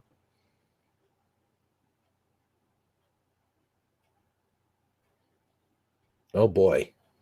Okay, we got. Yeah, I'm all teared up here. So I got dirt in my eyes trying to read that. I had to get a couple drinks of coffee. That's yeah. That's the one critique I want to make, though, is you keep stealing my lines, brother. You keep stealing my lines. Like, I can already tell you that. What lines? Let me get a sip of my coffee. That's my thing, dude. Yeah, but I really got coffee and I really did sip it. Well, I do too. I'm just, I'm trying to lighten up the mood a little bit. Even though this is a good story, but man, you're causing me to hurt in my feels, man, or to feel good in my feels, I should say. I'm not an emotional guy either, so I mean, Yeah, those are the that stuff right there. That's the real deal, man. That's what life is really all about, is overcoming your obstacles, your fears, your anxieties, and like Sagittariusly speaking always likes to do, just keep pushing forward. yeah, man, I'll tell you that I was being serious when I said, you know, that's inspirational stuff. I was being serious when I said it makes Rocky look like a wuss. I really was being serious. I thought about that as you were playing the video. Yeah, I mean, you could almost hear the dun dun dun dun dun dun dun dun dun dun dun dun. You could almost hear it playing in the background, couldn't you? Oh yeah, for sure. Yeah, hopefully someday we'll be able to do an update video with Brandon running. Yeah, that'd be awesome, dude. wouldn't it be nice if all of our news shows showed things like this? And we didn't have They wouldn't make any money off of things like this, though. That's the thing. So, you know, they make the news shows all make money off of scaring us and making us feel bad. They would lose their. I don't know what I'm trying to say, but Well, I mean, the news is all about fear, propagating fear and anxiety and division, keeping us divided and separated and focused on all of our political differences, our ideological differences, our our status in society's differences, the rich versus the poor, Yep. our racial differences. I mean, it's our religious differences. It's all about pointing those out to us over and over and over again than any marks of achievement. That is definitely not high on their agenda. Yeah, and that's why I like to do the good news, because we all need to hear some good news every week. I appreciate that, Armor Up. I really do. But yeah, the phone lines are open. Throw a number up there if you want, Hebrew. Yeah. Maybe Jay. People are, Yeah, that always helps. If you put the number on the screen. yeah, people are dying to call in. I know that. So let me go ahead and I wasn't being facetious, by the way. Let me go ahead and put that up there. I hope this is the right one.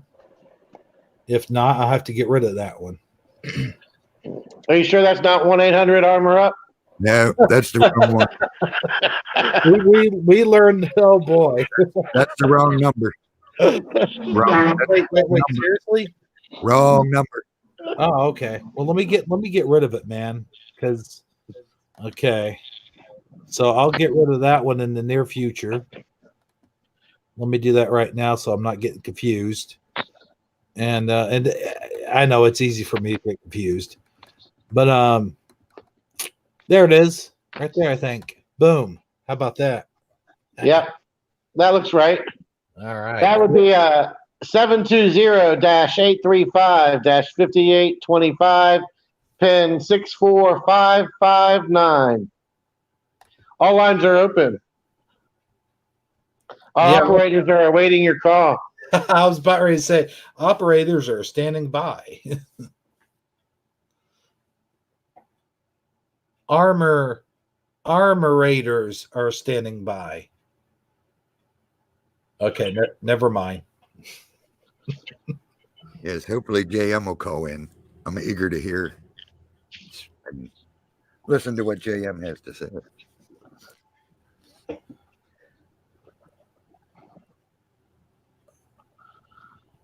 I had a cool talk with his friend. I think I told you guys probably, or maybe that was no. I guess that was Dan. Maybe This call is being recorded. Hey, there's a Texas. We got a caller. Let me unmute him. You are live. What's happening? Hey, Armor. This is JM. I thought so. Good to hear from you, brother. Pleasure as always, and yeah, I really appreciate you hooking up with Greg. He's really helped me out a lot with my journey along my way over the past 20 years. So I think you and him could really share a lot of good things on some of the stuff he's shared with me, and then plus that stuff you've shared. Yeah, he sent me a link to a breakdown on a Revelation study that I'm looking forward to reading. Told him it'll probably take a while since it's the whole book of Revelation, but I'm definitely going to go through it and get back to him because, yeah, I enjoyed talking to him. We talked, I don't know, probably a good 10, 20 minutes or more. So, yeah, had a good talk with him. Yeah, he told me, he goes, yeah, he actually showed me how to get on the Hangout. Yeah, I had to help him get his mic going and stuff. It was a little rough, but yeah, we got him going. I prefer to talk rather than try to type, especially when we're talking about something deep like that. You know what I mean? It's sort of hard to type it. Oh, I'm the exact same way. I tell people, I'm like, look, if you want to get a hold of me, call me. If I don't answer, leave a message. If you could care less if I ever respond back to you, send me a text.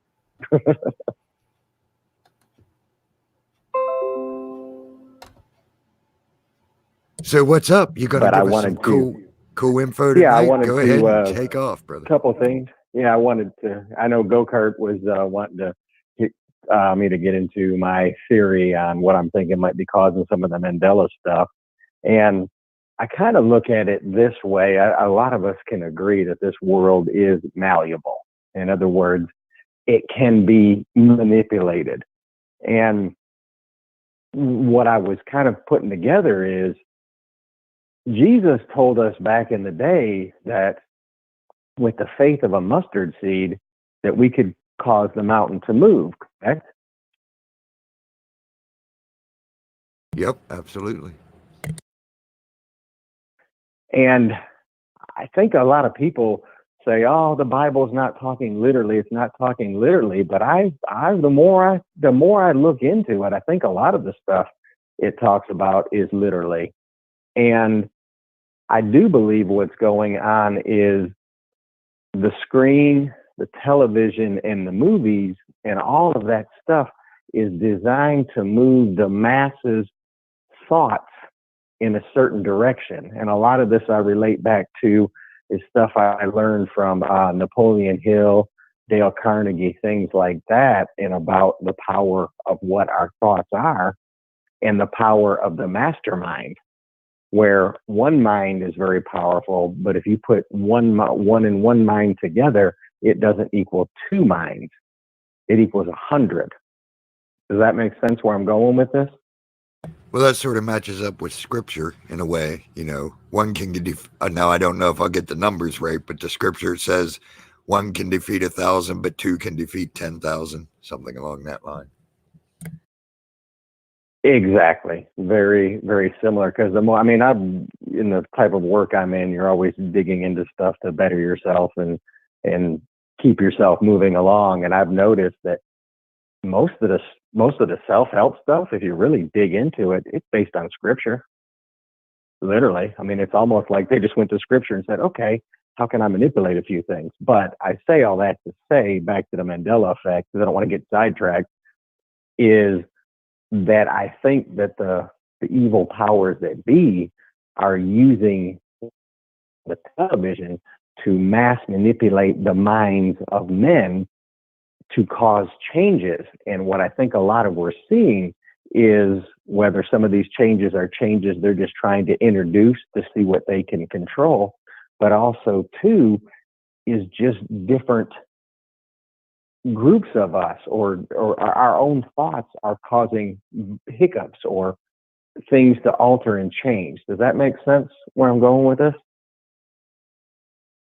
Yeah, I sort of get what you're saying. Yep. And like I said, it's a work in theory, but those are along the lines that I'm seeing where I think that's kind of going with the Mandela effect. I know a lot of people talk about it's CERN and other things like that, and that could well possibly be, but I truly believe that a lot of these evil powers that be are basically just using witchcraft, for lack of a better word. Of course, it's all from Lucifer and his minions, but I do believe a lot of that stuff is what's going on. Yeah, I could go with that. It definitely, like I've always said, I believe it definitely has to be something spiritual. I don't think it's really man. To me, it's got to be something in the spiritual realm to be able to do it. That's always sort of been my opinion. Now, whether it's the good or the bad doing it, I don't know, but it definitely is beyond us to be able to do it. Now, could we have been taught how to do it? Probably, possibly. That could be part. I'm sure man's playing a part in it, just like he always does. The ones that are following the enemy, but yeah, I think it's on a spiritual level. My 2 cents about it also is that the Father only allows these things to happen. Like, the Father is only going to allow man to do so much. You know what I'm saying? Like, he allows what goes on as far as changing or altering our reality. You know what I'm saying? No, I agree completely, because at the end of the day, this is the Father's creation. Right. Without him, nothing could happen, whether it's us or whether it's Lucifer. Now, please don't think I'm trying to go down along the route that we're God and we can do witchcraft like they show in movies. And I think part of the reason they show a lot of the witchcraft the way they do in movies is so we dismiss it as not being real. Not that that's how Christian people or, godly people do things, but they do that to get us to dismiss it as they continue to practice their witchcraft. Does that make sense where I'm going with that aspect of it? Yeah. And it's absolutely possible. Like you said, the stuff in Hollywood, they like to hype it up, and that way it looks less real. But believe me, real magic works. Summoning demons, stuff like that all works. That's all real.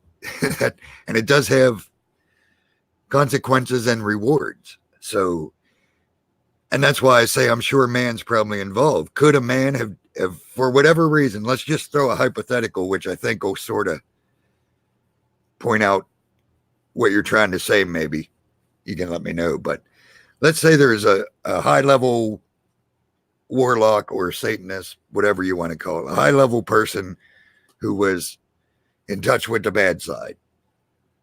And they did whatever they needed to do in order to get the bad side to help them change something in the past.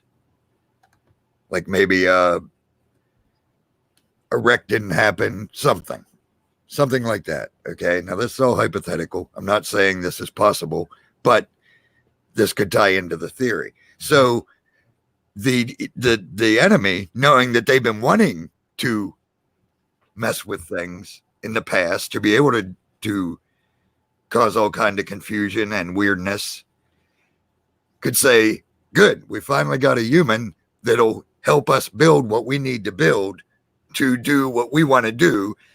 Oh, the whole time we'll let them think we're doing it to help them. That's the way it works. You know what I mean? So it's possible that a group of humans wanting to change history for whatever reason, high enough level into the dark side, could be taught by the dark side, in my opinion, how to create the system to do that over the years.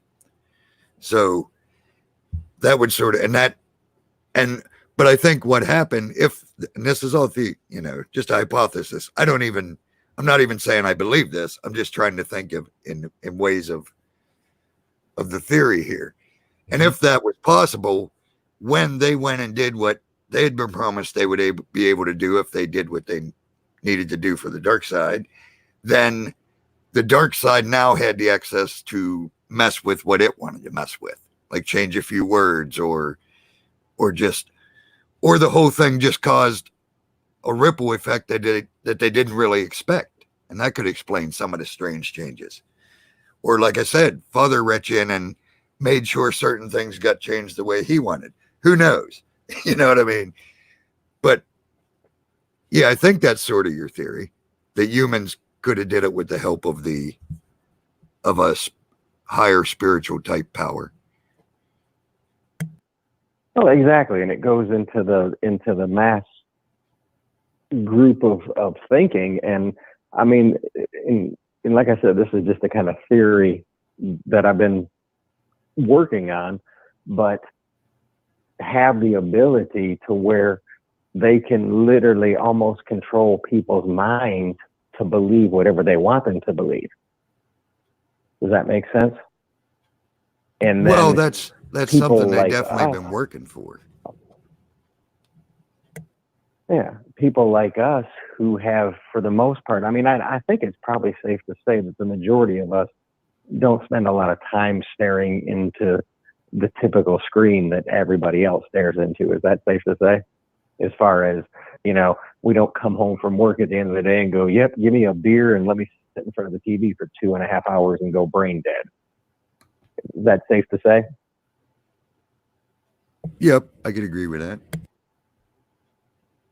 So we're not as susceptible to the spells that are being cast. I mean, I found it very funny that in this time that I've been studying this and learning this, and as some people would call it, oh, you crazy conspiracy theorist, and I realized, wait a minute. Now that I dig into all these things, and with the Mandela effect and all the other deception and lies that are going on, I'm like, my brain's never felt more awake and active and alive, and being able to see the lies and see the deception and see what's going on out there. And I think part of what goes on that's causing all these changes is maybe that's God's way of letting us know that we're breaking the spell that's being cast from the other side. I agree with you a lot on that one, on that last point there. That's kind of like where my theory stands too, JM. Yeah, and that would tie right in with the scriptures like the veil being tore down and the veil thinning and everything evil be brought to light and all that stuff. I mean, we know everything's going to get exposed in the end, all the workings of the enemy. So this could all be a part of that.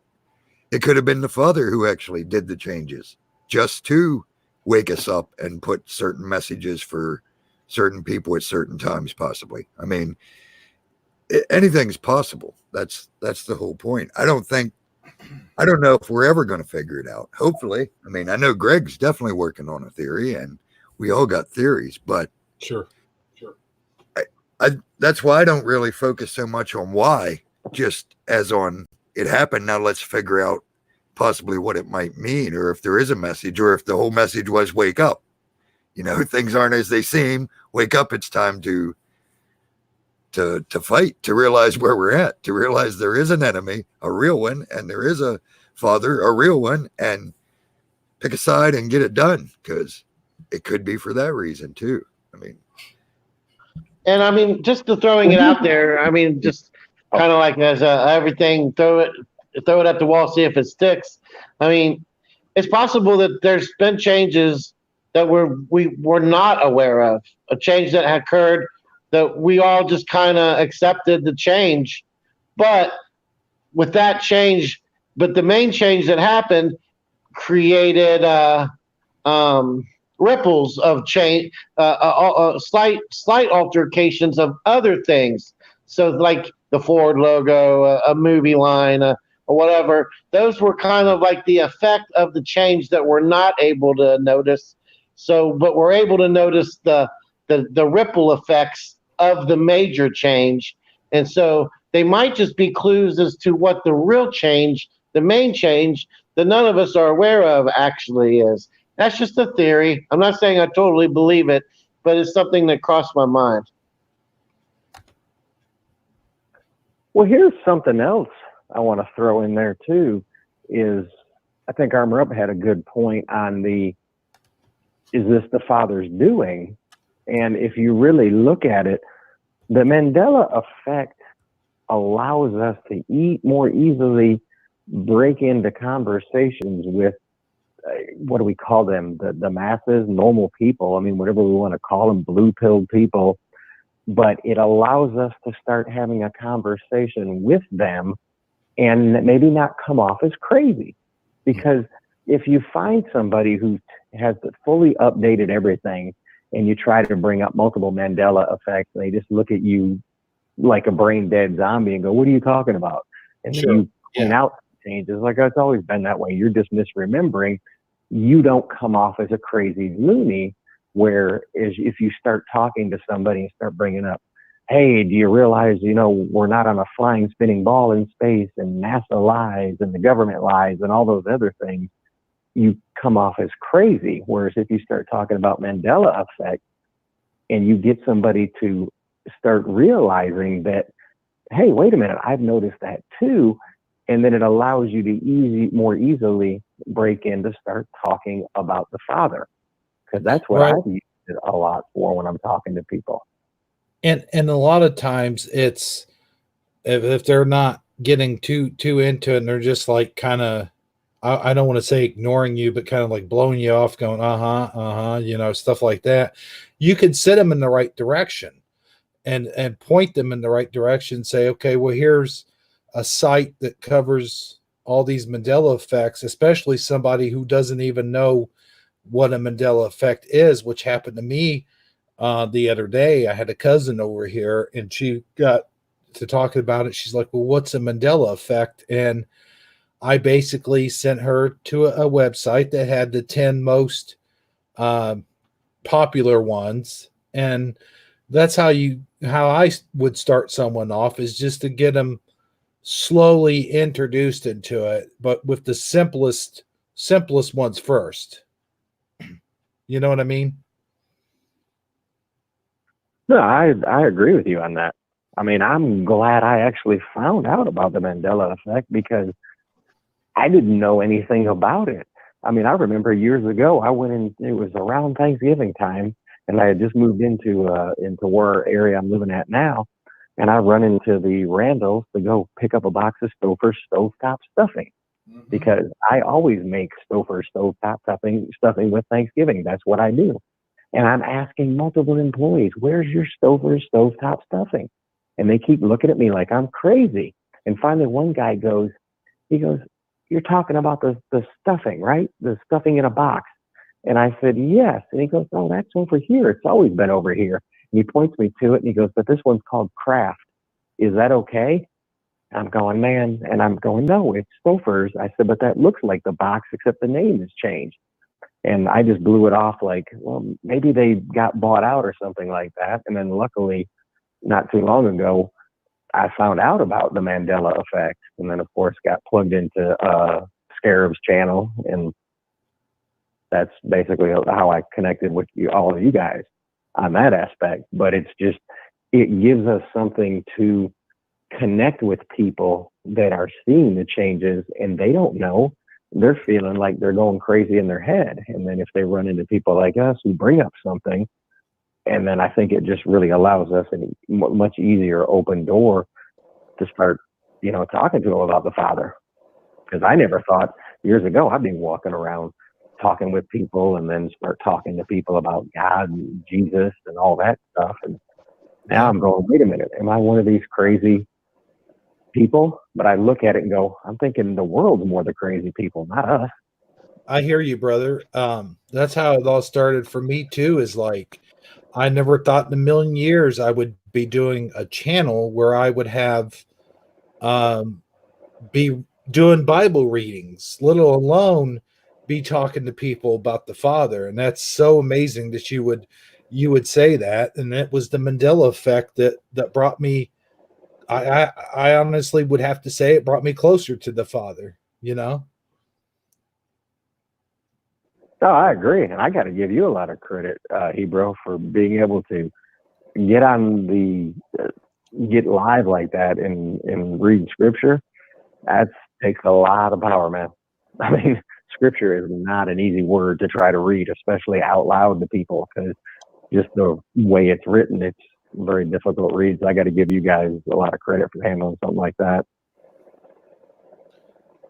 Can I just make a quick comment about us telling other people? Sure. One of the things that we all need to keep in mind is that we're all waking up at different points. And I know sometimes it can be quite frustrating for us that we see and we want others to see. And I've had people say, oh, they're just zombies. They're never going to see. They're NPCs, and it's almost like they have this disdain for these people who are not waking up fast enough for everyone. And I was telling my husband earlier tonight, I said, it's just not their time yet. Right. And we need to show them love. Not disdain, not call them zombies, stuff like that. We need to show them love. And then maybe through our love and through God, we can get them to wake up a little bit faster. Yeah, I think that sounds perfect. I mean, you hit the nail on the head. Everybody's at different stages of waking up. And if we just insult them and call them names, it's kind of defeating the purpose of what we're supposed to be doing for the Father.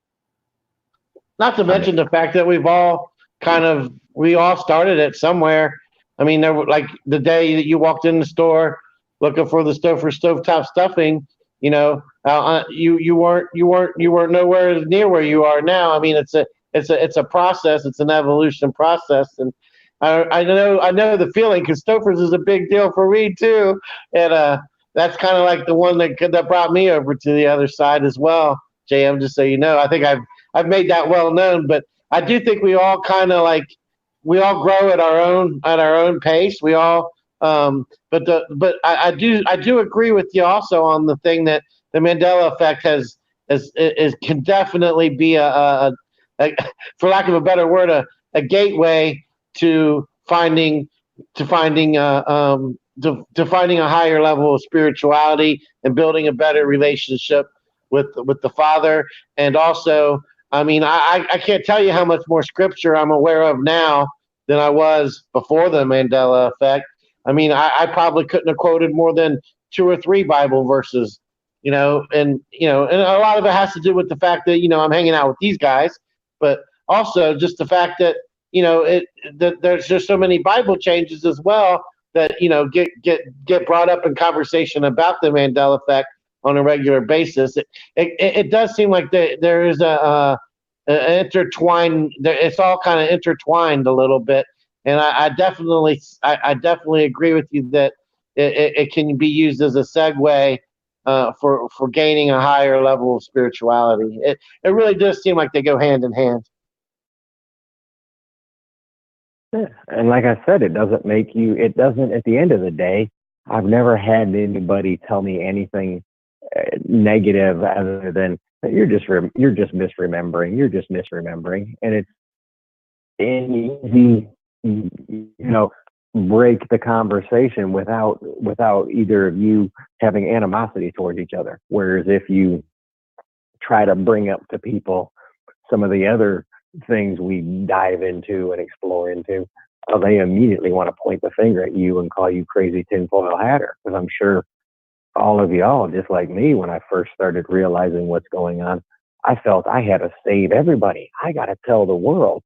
Oh, I look back on that guy and go, man, I'm glad I'm not that guy anymore, because you're trying to tell everybody about what's going on and all the lies, and you think you're doing something good, and all you're doing is alienating yourself from a lot of people and turning a lot of people maybe further away from the truth and the Father instead of bringing them closer. Yeah, I think it's kind of like Armour said. It's kind of like a personal journey. I mean, we all have to take our own, but I think that it's what's so neat about the Mandela effect is we can at least come together as a community and not feel that sense of craziness or shame or whatever it is, that disturbing feeling that you initially feel when you first realize that it's a real thing, that it's really happening, that you're not crazy. Then you can draw that strength from communicating with others who are sharing a similar experience, and then taking it even to a higher level of putting together like what we're doing here, an actual show where we all come together and we talk about it, and we voice our opinions and different theories and concepts, and try to evolve it to even a higher level. And I just want to say, we got to be careful, because I notice, like, from the questions in the chat, and they're the questions I hear all the time, and I'm not saying they're bad questions, but we got to be careful. Just because we see this, a lot of channels promote or sort of hint at the fact, if not outright promote it, some of them just outright promote it. Some just hint at the fact that, well, we're special because we can see and they can't. And then, like you said, they use terms like MVC. And this ties into what Raven was saying, is we got to remember that the only reason we can see is because whatever did this, or not necessarily whatever did it, but something left us see. I mean, we're not special. We're not X-Men. We're not some type of superhero. See, the enemy could have this turn on its head, and it could be why he did it, to use this as another massive form of separation. Now we're special and they're lost. And if we don't wake them up, there's no hope for them. And I don't think that's the case at all. I think we should just be thankful that we see, for whatever reason, and just remember that only by what I would consider the grace of the Father do I see. And I will never give up hoping that everyone will see, but I can't make anyone see. Just like we couldn't even make ourselves see or anyone else see. Something outside of us made us see. And that's the only thing that's going to make everyone else see. So don't let this rise up as a sense of pride and get right back into that old man that needs to die. We're no special than the ones that can't see, in my opinion. We're just blessed, in my opinion, to be allowed to see. That don't make us special. Actually, that makes us probably a little more accountable for what happens in the end. Because to him who is given a little, little is expected. But to him who's given much, well, much is expected. So is this a blessing? I think so. But the fact that we just got blessed this big means we better figure out what we're supposed to be doing, because much is expected.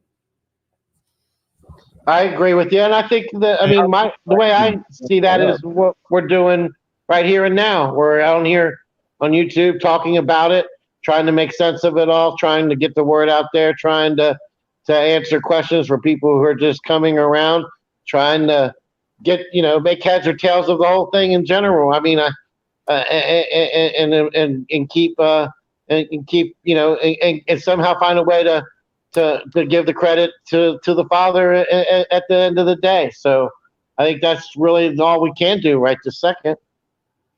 Absolutely. And I agree with what Armor's saying. Like, it kind of scares me in a way. It's like, oh, geez, have we been given this much, like, I won't call it power, but have we been given this much, like, insight or whatever to be held responsible for what happens at the end? I mean, I don't, when you look at it that way, it kind of is almost like, I won't say a curse, but you know what they say, with great power comes great responsibility, Spider-Man. But, I knew you were going to say that, by the way. I knew you knew I was going to say that. Of course, I would throw comic books and movies into the whole mix, especially Spider-Man or Batman or whatever. But the point being is, like, I do feel blessed. I feel blessed every day that, number one, that I see a Mandela effect, especially after I just asked the Father to show me one. And number two, I feel blessed that I'm closer to the Father, and I feel blessed that I get these, I won't say messages, but sort of like inspirations from the Holy Spirit, and that those, when I get the messages, that it's confirmed in such ways, it's just amazing to me. But when like Armor said, you got to hold up your end of the responsibility as well. So, like, it all goes back to Spider-Man again. With great power comes great responsibility. Also, I want to add on to the JM. Thank you for calling. It's when we get calls, it seems like it always kind of like brings in a new ingredient, brings in something new to toss around, I really appreciate you calling in and sharing. Yeah, that was paprika. That was awesome. Yeah, definitely. And I appreciate you guys being here. It's nice to actually have a place where you can go and talk with like-minded people, because, to be honest with you, at the end of the day, there's not a lot of people out there, at least that I come in contact with, that I can actually sit down and have a conversation with face to face. I mean, it's like my buddy Greg. Heck, I've never met him face to face. I finally just saw a picture of him, I don't know, about 5-6 months ago, and I've known him for over 20 years. And I made a joke with him when I saw a picture of him and his wife. I said, Greg, that's not the person I was expecting. He goes, well, what were you expecting? I said, I was expecting somebody that was basically just out of high school or in his mid-20s. So, but I say all that to say that it's nice to have groups like this where we can actually at least make some type of contact with like-minded people, and it kind of helps along with our journey. At least that's what I think. Absolutely. Yeah, and I just want to say, remember, the great responsibility we have isn't to go out and wake everyone up and get them to see what we see. That's the enemy that wants us to do. That again, that's our pride. Well, we can save them. We can wake up. No, we tell the truth. If someone asks something, we tell them the truth. Our responsibility is realizing that something outside of us is in control. And we better get to know what that is. In my case, my beliefs, the Father. That's what our responsibility is. We need to get in touch with whatever we think is doing this and realize, we realize reality is changing in front of our eyes. Books we've had forever, movies, whatever. So if that don't wake us up to the fact that there's something out there way bigger than us, and we better get in touch with it, then we're missing the whole point of the message. The message isn't to save everyone. The Spirit takes care of saving everyone. Jesus takes care of saving everyone. That's their job. Our job is to tell the truth when we're asked questions, to bring the kingdom here. Yeah, I agree with you, Armor.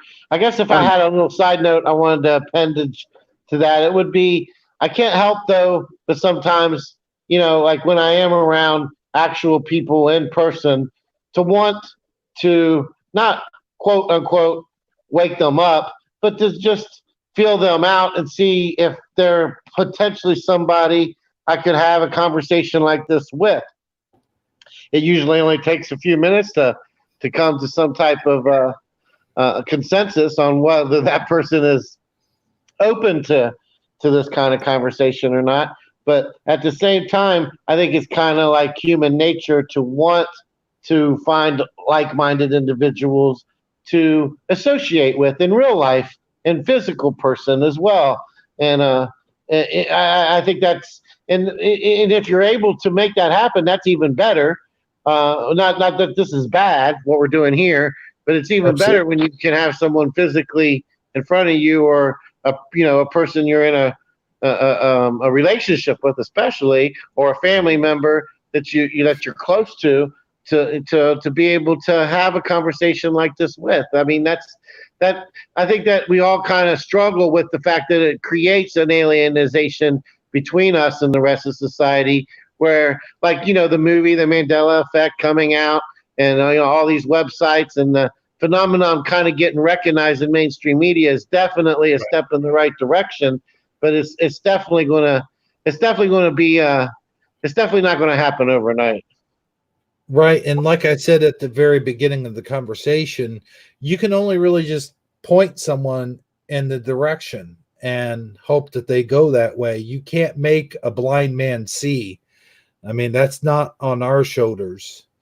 That is, I mean, you can try to open their eyes, what I'm trying to say, but you can't. It's out of your hands. It's out of all of our hands. It's only in one. It's in the Father's hand at that point. Is what I'm trying to. The point I'm trying to get across. You guys get what I'm saying? Yes. Yeah, I agree. I just want to make sure I make it clear. I'm just saying it's nice when if you can find people that you actually know and have already established good relationships with, to find the common ground you can have with them as far as having sharing this phenomenon with, and sharing this enlightenment with. Not that I'm trying to wake them up. I'm just trying to see who is potentially capable of such notion versus who isn't. Is what I guess what I was trying to say. Although, so I do have to ask this, Hebrew, are you the one that I get to blame for my truck changing on me last week? I have I just got a 2019 Ford Ranger, and on the dash, the passenger side dash, it had in big bold letters Ranger, and it was ingrained in to where you could run your fingers through it and see it. And I always remember looking over at that because I was like, oh, that's kind of cool. I mean, it's just a little Ranger pickup truck. It's nothing special. But I was like, ooh, with that Ranger in there the way it is, I keep looking over and hoping one day it'll change and say Raptor, like the Ford Raptor truck. Well, I got my truck back from the dealership this week, and I get it, and I'm driving down the road with my son, and I look over at the dash, and I'm like, what happened? And he looks at me and he goes, what are you talking about, Dad? I said, remember the Ranger that used to be written across there in big letters? He goes, yeah. He goes, what happened to it? I said, look, it's over there in the corner, really small now. Completely moved. It was big, bold letters, just like on the tailgate of the truck. Oh, wow. Now, my grandpa has a 89 Ford Ranger, and I was just showing Armor a key that I had. I don't know if I mentioned this at the beginning of the show or not. Stop me if I already mentioned this. But I noticed the logo as I was taking the picture, it didn't have the Ford part. I don't know anything about the Ranger part, but the Ford part on the key said Ford, and it didn't have that curly little girly looking handwriting on it. It was just the way I remember Ford, with just the line across the top and of the F and nothing down below. And when I took the picture, it didn't have that. And then when I showed it to Armour, he's like, yeah, it has it right up here in the small corner, like just in, it's so faded. I'm like, man, I'm like, wait a minute, look, check this one, check this out. And I think I took another picture of the same key about a second or so later. And I'm like, man, that looks like it's faded even more so.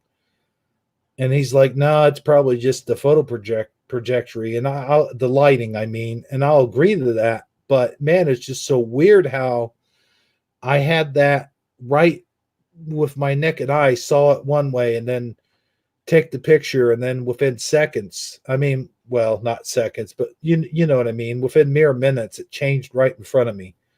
So I know where you're coming from with that one, brother. You know. Oh, can I bring up my thoughts on who I think the Antichrist will be? Oh yeah. Yeah. Look to hear it. Now this was discussed with the wise great Mr. Sam. Now just because he has 4 legs, don't hold that against him, because he's a very intelligent dog. So this conversation was had with him, and he nodded his head in agreement. So I'm going to have to go with my theory on who I think the Antichrist is. And this is kind of going back to the scripture part. You know, there's talk about the Antichrist will be wounded and come back from the wound like it was nothing, and he will be loved by all men. Correct? Yep. Pretty much. Yep. Okay.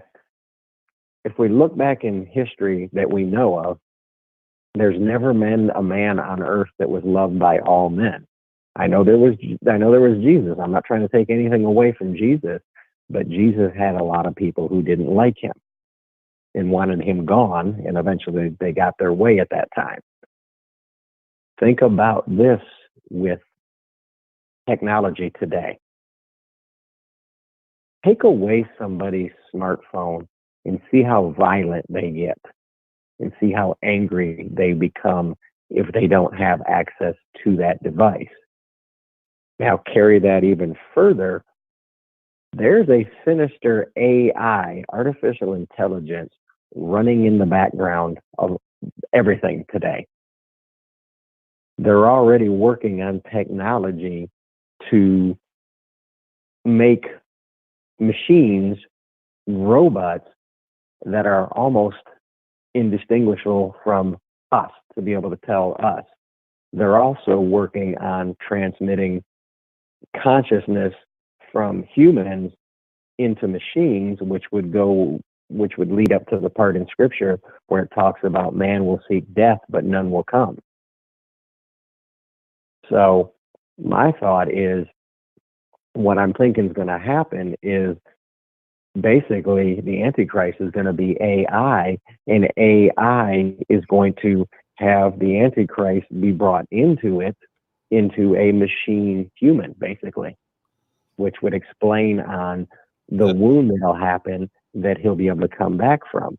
And I think that the wound that will happen to him will be because people who, I don't want to say us, but people who are on the side of the Father are going to be like, no, we're done with this. This is not who they say it is. And then something will happen to where it'll be badly injured, but it'll come back from it. Does that make sense where I'm going with that? Man, that is a very interesting theory. Something I would have never thought up. Man, I like that idea.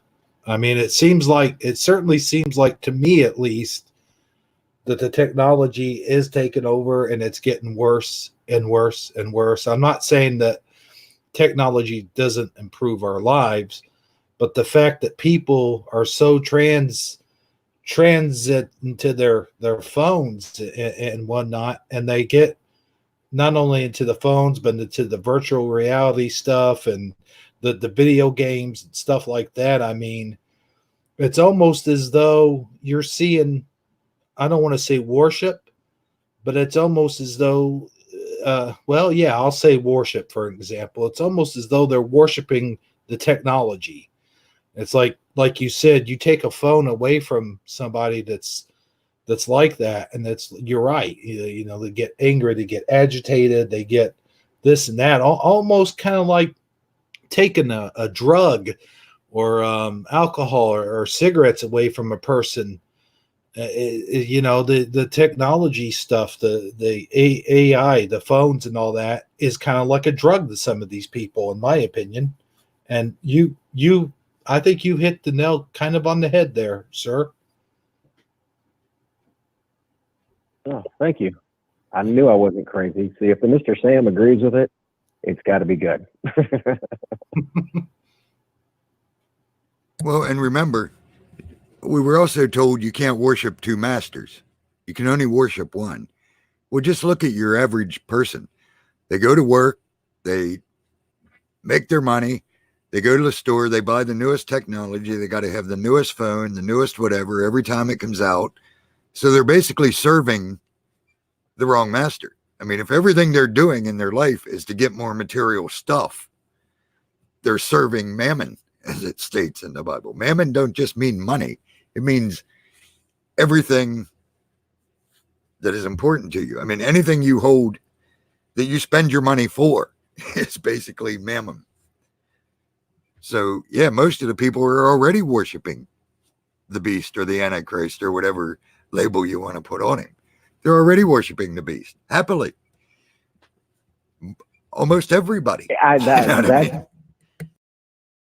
No, that's perfect. I mean, I was at a company Christmas party yesterday, and it was at the owner's home. And his wife came around shortly after I got there going, "Oh, you have to get your ticket. Here's your ticket. Don't lose this ticket. It's going to be very important later." And I was like, okay, I guess they're doing some type of, giveaway of something.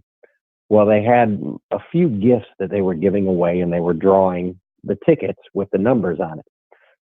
The first person got their gift. I don't remember what the gift was. Then the next person got their gift. It was a $100 gift card. Like, oh, that's really nice. And then a lady that was standing a couple people over from me, her number came up, and she went up and she also got a $100 gift card.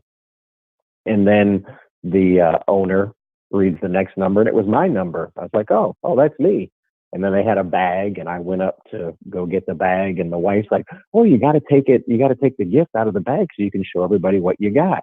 And I take it out. I didn't have my reading glasses and tell what it was. It was a long, white, skinny box. And I asked her, I said, what is it? And she looked at me like I was crazy. I was like, I don't have my reading glasses on. She goes, oh, it's one of those Apple Watches.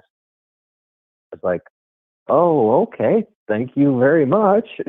And I went back over, and the lady who had just won the $100 was like, oh, I can't believe he got that Apple Watch and all I got was $100. And I'm thinking, did I really just hear somebody say that?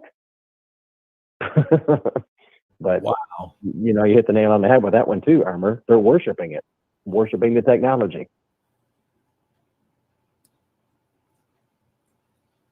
I think I would be happier with the $100 because then I could at least get some groceries or pay a bill or, something like that.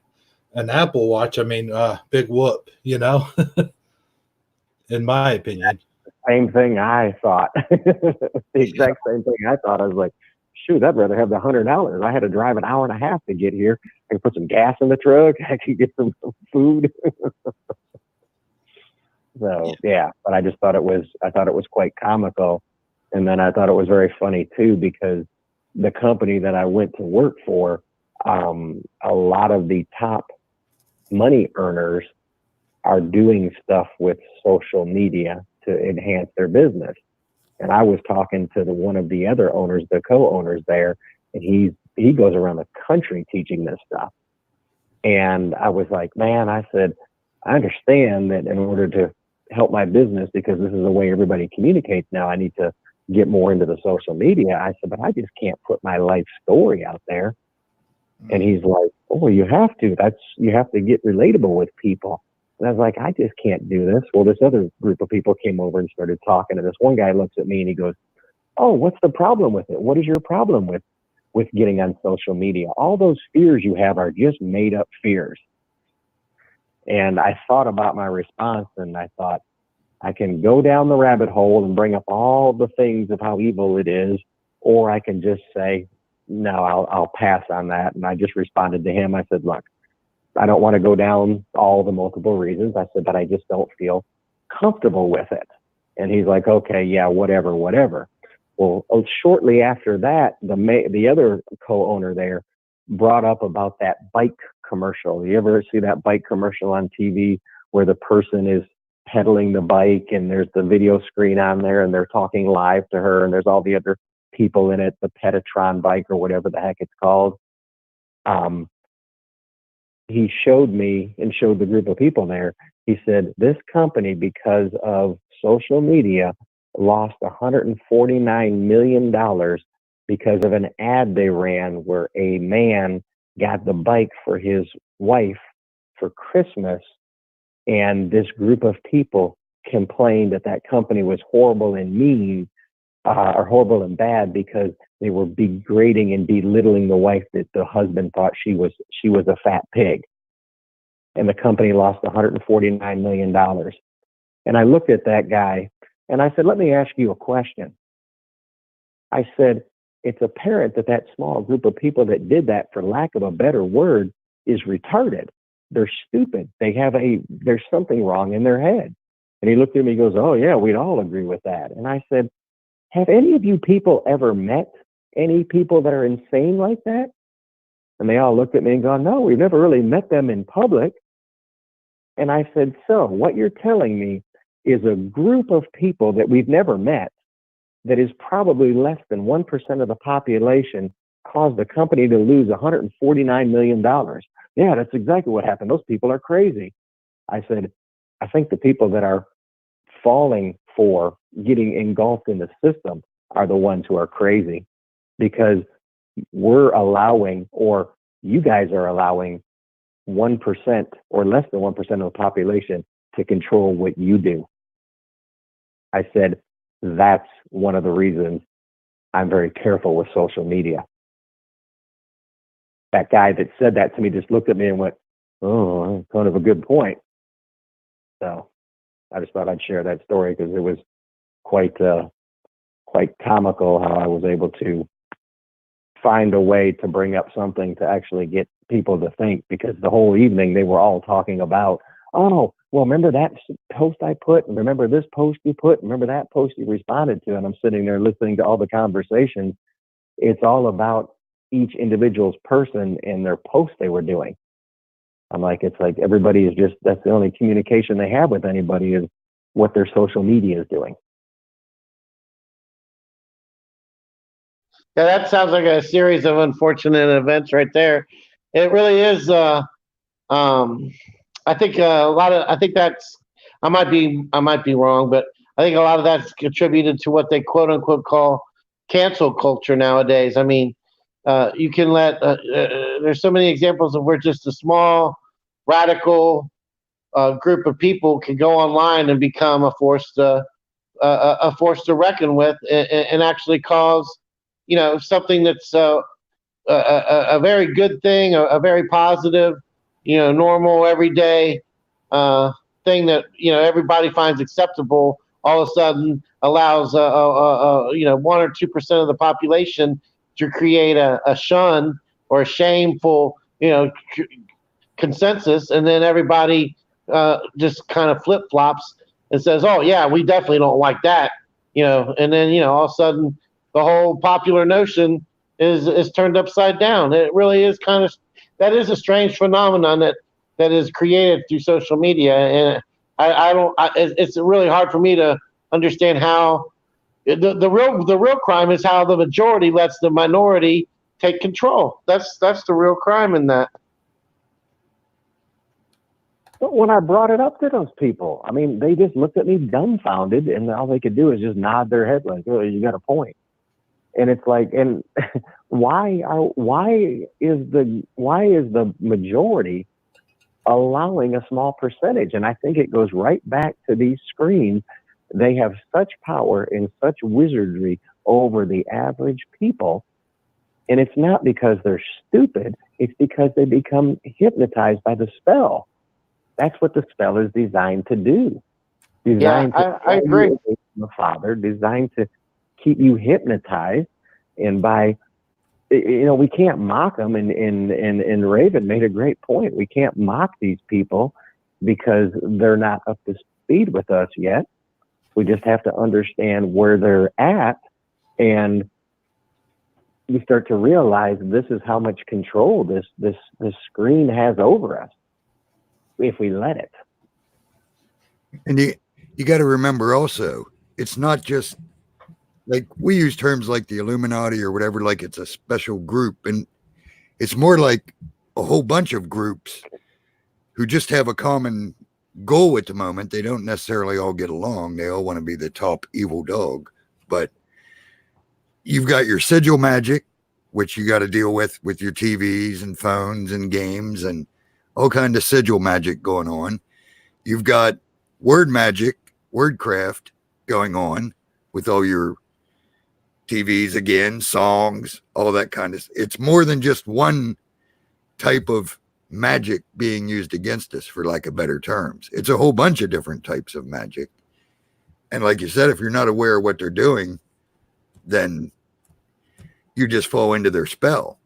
And that's why I think it's important for channels like, well, one of the earliest channels I ever subbed to when I got on YouTube a long, long time ago was Scariest Movie Ever, who points out a lot of the sigils and different stuff in the movies. And that's, and then I got to looking, and that's basically, we need to point that stuff out. You need to be aware of it so you can basically break the spell or take the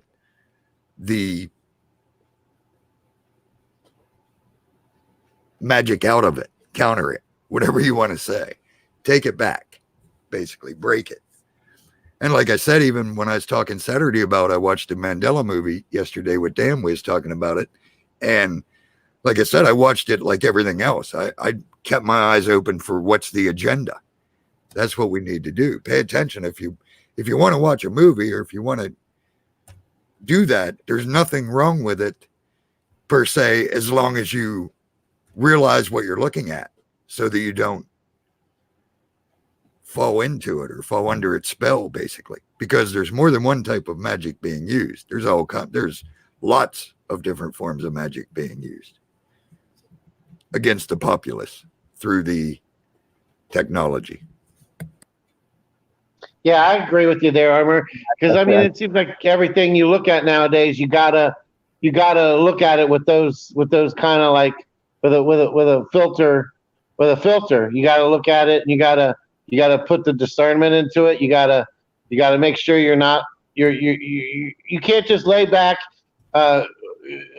with glazed vision and allow it to enter your mind. You gotta keep your guard up, so to speak, even just to watch a movie or the news or a YouTube video, or even if you're just reading the Washington Post. I mean, there's always, it seems like everything has some type of hidden agenda or ulterior motive or some form of indoctrination blended into it, and you got to be able to kind of like shift through that to just enjoy it, just to allow it in, because you got to decide what parts you're going to allow in and what parts you're not. Yeah, because like I said, and I really believe it, no matter what it was made for, even if they intended it for the purest evil possible, once you're aware of what's going on, the Father he's got all kind of awesome hidden truth in there too, just like in everything else. So watch it, but block out the bad, like basically like Sadji just said. Throw out the bad stuff, but keep your eyes open, because Father always hides truth in it. And I think a lot of the people who are caught up in this business aren't all necessarily happy with the predicament they find themselves in. So I think a lot of them try to hide truth about what's going on without getting themselves killed or ostracized as much as possible. So I think if you keep your eyes open, there's a lot of good in that stuff that most of us just see the evil stuff in. It's basically what I'm trying to say. Armor Up, I have to agree with you on that. Also, too, I caught some of your guys' show last night when I was driving home from the Christmas party, and Dan was on there talking about how when he used to go to that evil Iron Maiden concert, which, by the way, Iron Maiden still has good music, but that's another story entirely. If now that I can see things that I couldn't see before, if you really listen to music like Iron Maiden, Black Sabbath, Ronnie James Dio, there's a lot of truth drops put in those songs when you know what to listen for. I mean, there's a ton of it, especially in a lot of Iron Maiden songs and a lot of Ronnie James Dio stuff. Just a ton of truth drops in there. Yeah, and it's like anything else. I think there's always truth. I mean, the enemy has to put the truth in with the lies, or no one's going to believe it. I mean, it's just the way it's always been. It's the way it was even back in the garden. He said, if you eat of this tree, you're going to get knowledge. And then he lied, and you won't die. You know what I mean? Well, a truth and a lie. It's always the way it is. So yeah, there's always truth mixed in with the lies, whether it's meant to be by the creators or not. The creators of whatever you're watching, I'm saying, not the creator, but whoever made whatever you're listening to or watching or whatever. That's what I'm saying. Even if they intended pure evil with what they're doing, we can take it back and see the good that the Father hid in it also, because they can't make anything without the Father hiding his message in it. I truly believe that. Well, my question is, in some of that stuff, I mean, some of the stuff I listen to, it's almost like they specifically wrote the lyrics to reveal this stuff. And it's like, okay, are they working for the enemy, or are they double agents? Does that make sense? Or spies? Am I making sense where I'm coming from with that?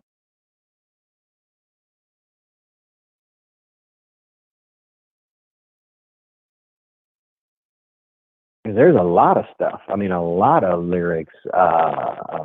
When you start listening to it and actually start reading the lyrics, it's like, wait a minute, they're flat out telling you. I mean, the song from Sabbath, "Heaven and Hell," there's a lot of stuff in that.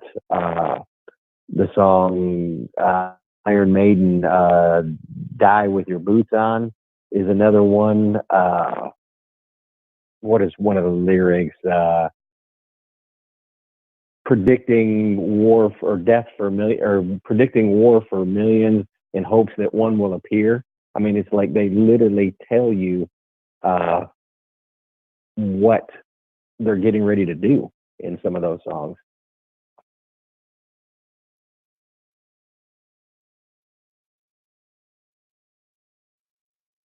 Yeah, absolutely. Sorry, I had to step away for a minute, but War Pigs, a perfect example. I mean, it's all about war and how the rich never go to war and send the poor, and we're all just their pawns, and they kill us off for money. And I mean, the songs are loaded with truth. Yet everyone you say Ozzy, it's like, oh, he's a devil worshiper. He bit the head off a bat. He's evil, you know. And yeah, I'm sure a lot of that's true. I'm sure he wasn't the best guy, but that's what I mean. There's still truth in it. Real truth, deep truth, and a lot of that stuff, whether they meant it to be or not. Maybe that, like I said, maybe they realize they messed up. They're caught in a system. They can't just blatantly come out, because look what happens when they do. They all of a sudden get suicidal tendencies. And so they just try to put the message out as best they can. You know, and it's the way the message has been transferred throughout time. I mean, even let's use, for example, and I'm not saying they're right or he was a good guy, but look at Nostradamus.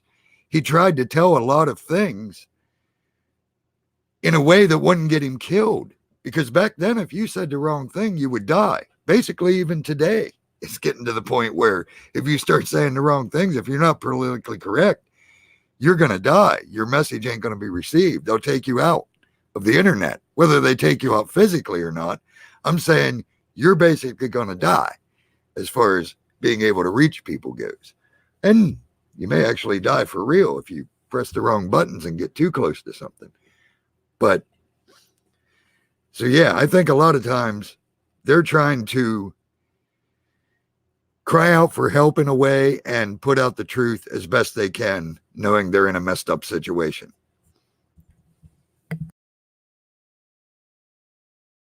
That makes sense. Oh, I did want to share with you, Armor. I think I really see the reason. I know you said you were getting a lot of flack for some people on holding that message you delivered a few months back on the Saturday show with Dan. And I really think that what helped that message really hit home was the fact that they had just done that animal sacrifice on Mount Olive. Because I remember when I was listening to that show on that Saturday, I was relaxing, was out on the back porch, just relaxing for a little bit. And I'm thinking, who is this guy? And what is he talking about? It almost sounds like he's talking ill of God. And something inside me kept telling me, just listen. You need to listen to this message he's delivering. And as the message went on, I started to put the pieces together about what you were delivering. And then when you put on that animal sacrifice, I'm not gonna lie to you, I couldn't make it through the animal sacrifice. Once he started doing it and the sounds that lamb was making, I was like, that's it. I put the phone down for basically through the animal sacrifice part. But it was that, and then I realized, I'm like, wait a minute, this stuff is happening now. It made your message come together and deliver, at least for me, what I think it was supposed to be delivered. Which, like I said, I still thank you so much for delivering that message, because now when I look at Scripture, I'm starting to understand it now. I'm starting to put the pieces together on, wait a minute, this was the story given to us so we could see what happened, what the Father wanted, and how Lucifer tried to slip in and take over that role, and how he's lying to us and deceiving us all the way to the end, where it shows us Jesus and Jesus coming back to rescue his people.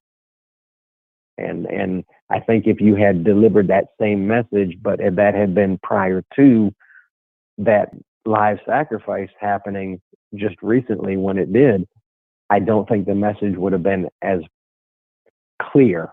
Shouldn't say powerful, clear, I think is a better way of describing what I'm trying to say. Because I think the fact that animal sacrifice just happened, because I tell people today, I still try to share that video with people.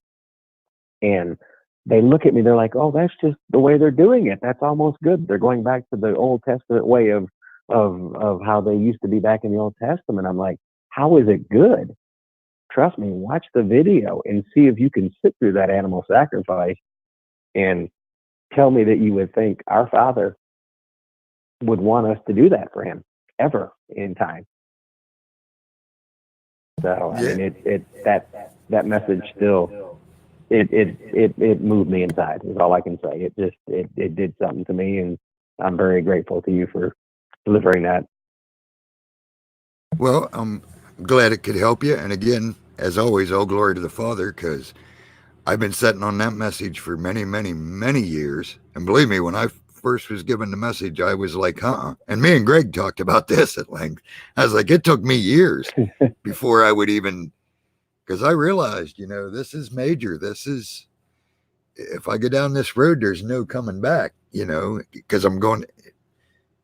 But yeah, it's so, and I knew I wasn't supposed to talk about it. And a lot of people don't get that. And it isn't because I'm special or anything, but Father's timing is perfect. So I sat on it for years and years, and then boom, that sacrifice video came out, and I just knew immediately. Father was like, "Okay, that's it. There you go. That this is important. This is how I want you to bring the message I've been sitting on about what I believe is the good guy and the bad guy in the Old Testament, both pretending to be God or what they call Yahweh or whatever name you want to give it.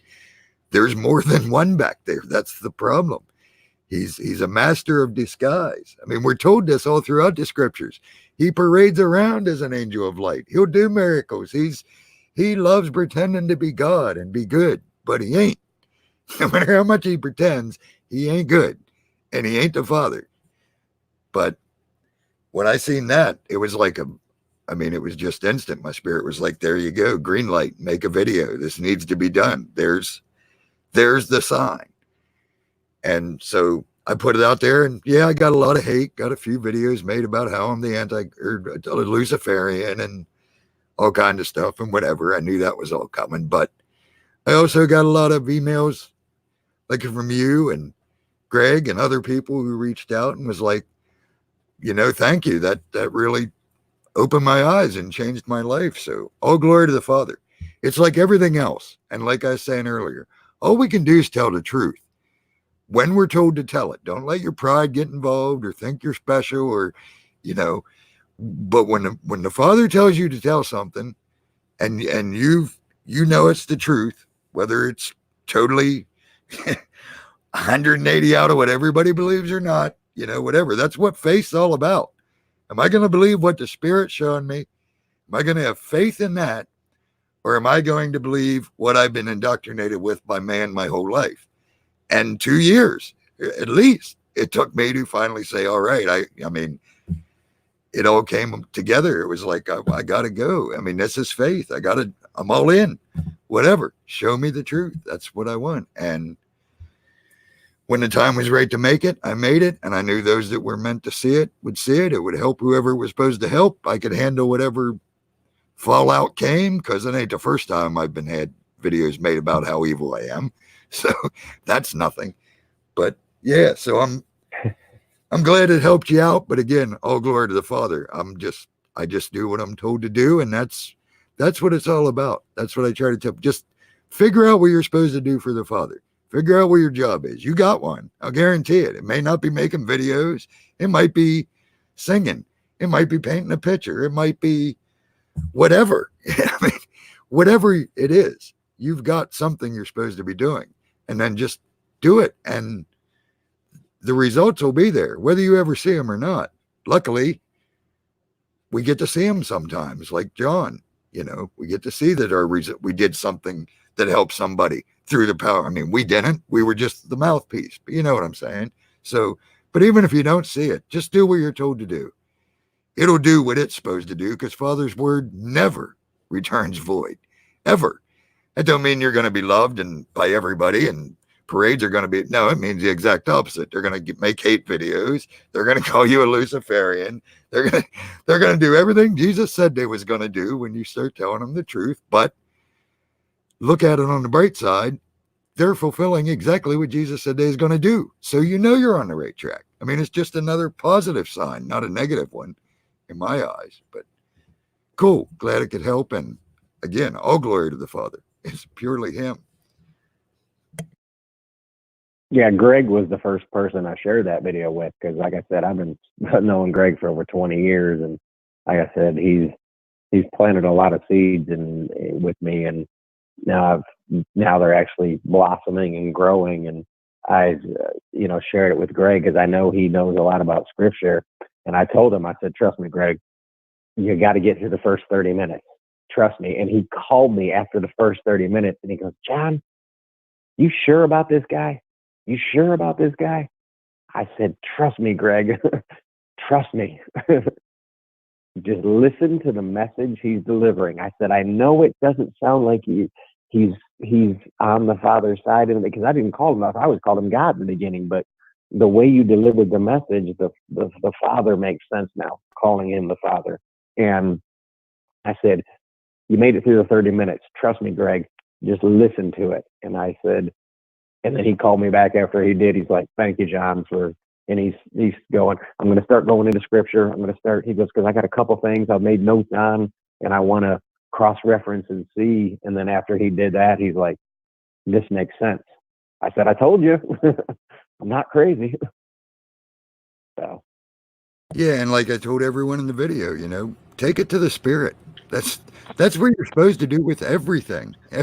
All of the information you get, you're never supposed to believe a man. Take it to the spirit. Let it tell you the truth. It's the only thing that can tell you the truth. Man ain't going to tell you the truth. The spirit will always.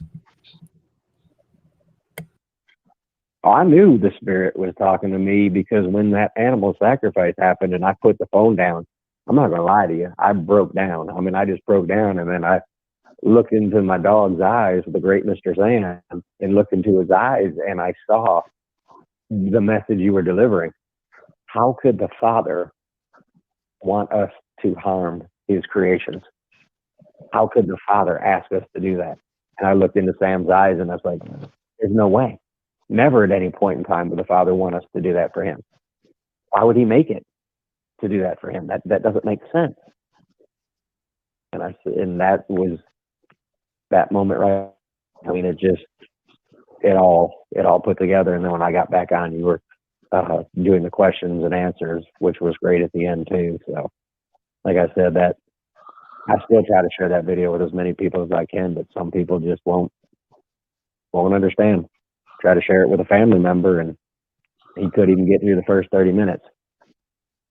I was Yep, like, and that's trust me, you. and that's just the way it is with all with anything. And that's, like I said, we can't force it on anybody. All we can do is do what we're told to do, and the spirit takes it from there. It's out of our hands.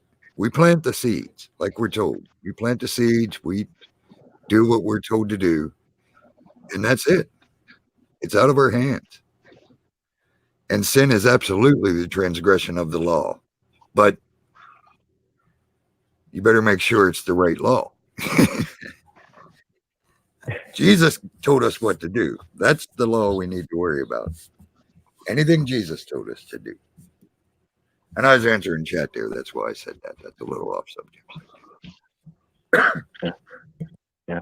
Well, I appreciate you guys. I've been on here long enough. Thank you, Hebrew, and thank you, Armor Up, aka Ron. I really appreciate you guys, and Raven. I appreciate shows like this and the fact that you guys allow us to call in and share our stories with y'all, and it's greatly appreciated. And like I said, I hope you and Greg connect more, because I really think that you guys could really dig deep into some stuff and really deliver some good messages. I think that would be something, because you guys really seem to be able to dig into the scripture and comprehend it a little deeper than I can, at least on the reading side of things.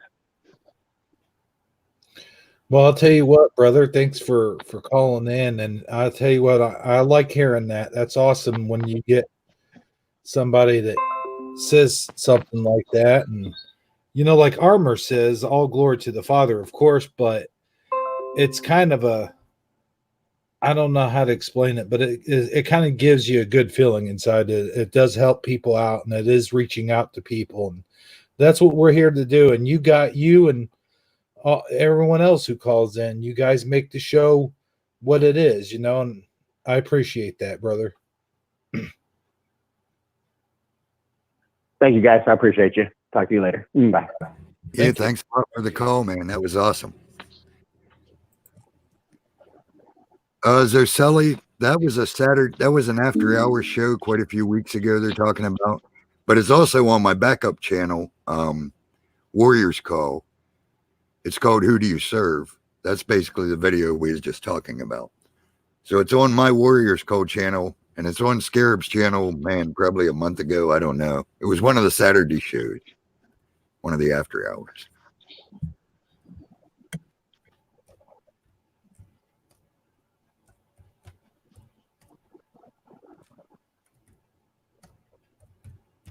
Hey, Universal Consciousness in the house. And And Awake and Activate popped in. Rain on the Plains, Ocelli, Dark Wolf. Man, we had a lot of people pop in on us while we was yakking away. Cool. You won't have to do the final shout out then. You already did it. Well, I got most. Yeah, I didn't get the ones that were already here. We also got Lorraine Lamore and Euler Greg, Go Kart Bob. And we got a full house tonight. Who else we got here? Let me see. Might as well do the shout out while I'm doing it. Right. Okay, that might be everybody. Oh, John Avey. John Avey was here. Anyone else need shouted out? Speak now or forever hold your pieces.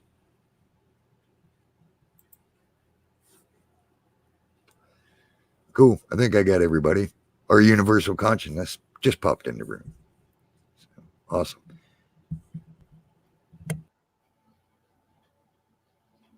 Well, Universal Consciousness had a couple interesting videos he put up. I just seen the last few days about computers and stuff. If you haven't seen them, go to his channel and check them out. They're pretty cool. sweet. Definitely something to think about. Very, very interesting indeed. Oh, I forgot our favorite lurker, Zombie Cat Cub. How could I forget my favorite lurker? Oh, they're gone. Darn. I should have downloaded them. They were good. Oh, man.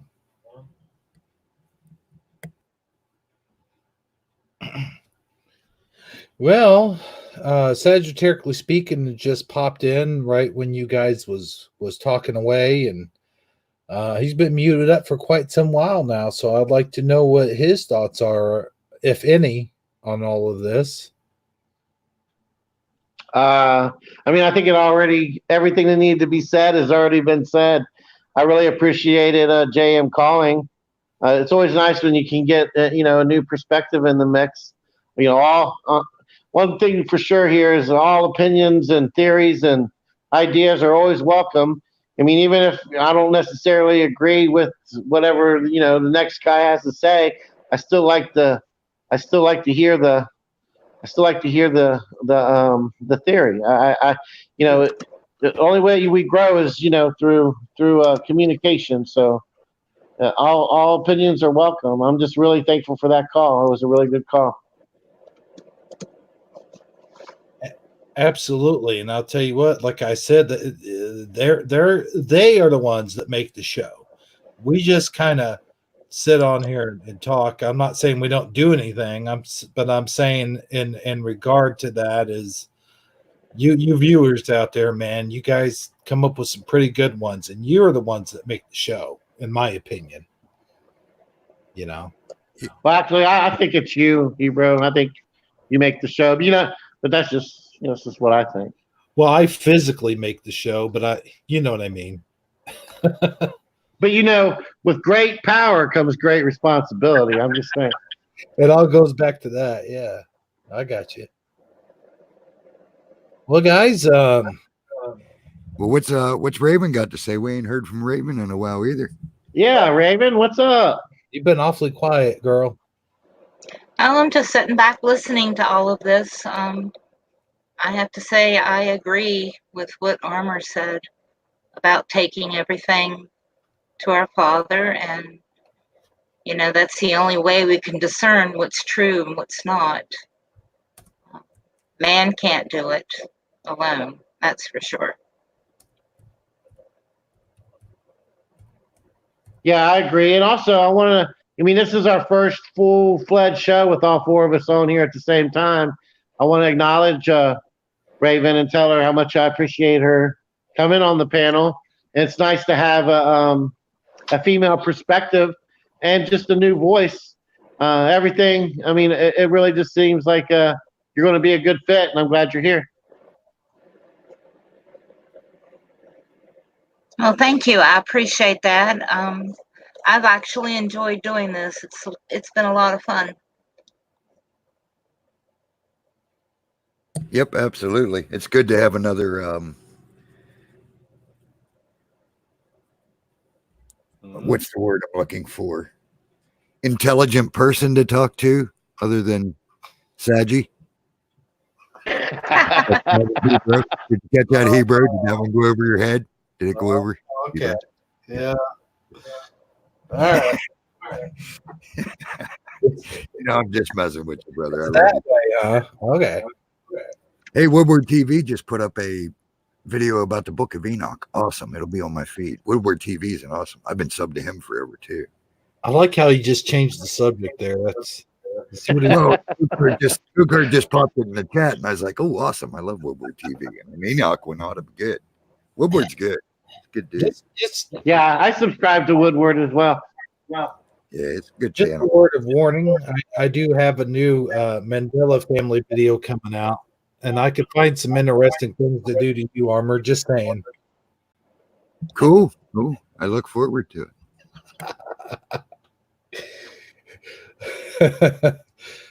Yeah, it's been a while, man. I tell you, we got to have you in there messing with something, or there's something that's just we need a Mandela family Christmas special. Oh man, that'd be good.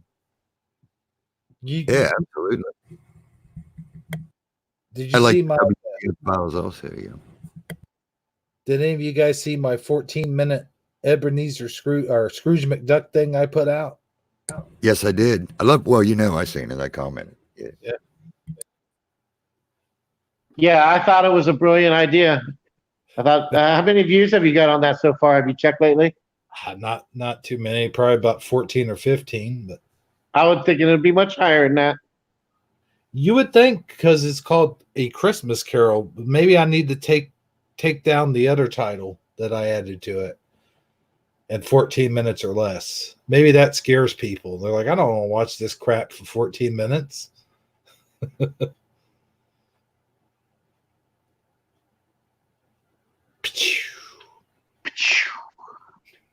All right. So what else do we got, if anything? I have closing on this third hour. I have a new album coming out. It's going to be called Why Don't Presidents Fight the War? I think that's a good album coming out. Oh wait, no, that's not mine. I'm sorry. That would be interesting if we could just, instead of the president sending all these troops to each other's countries, we could just force the presidents to get in a wrestling match and battle it out with each other. Huh?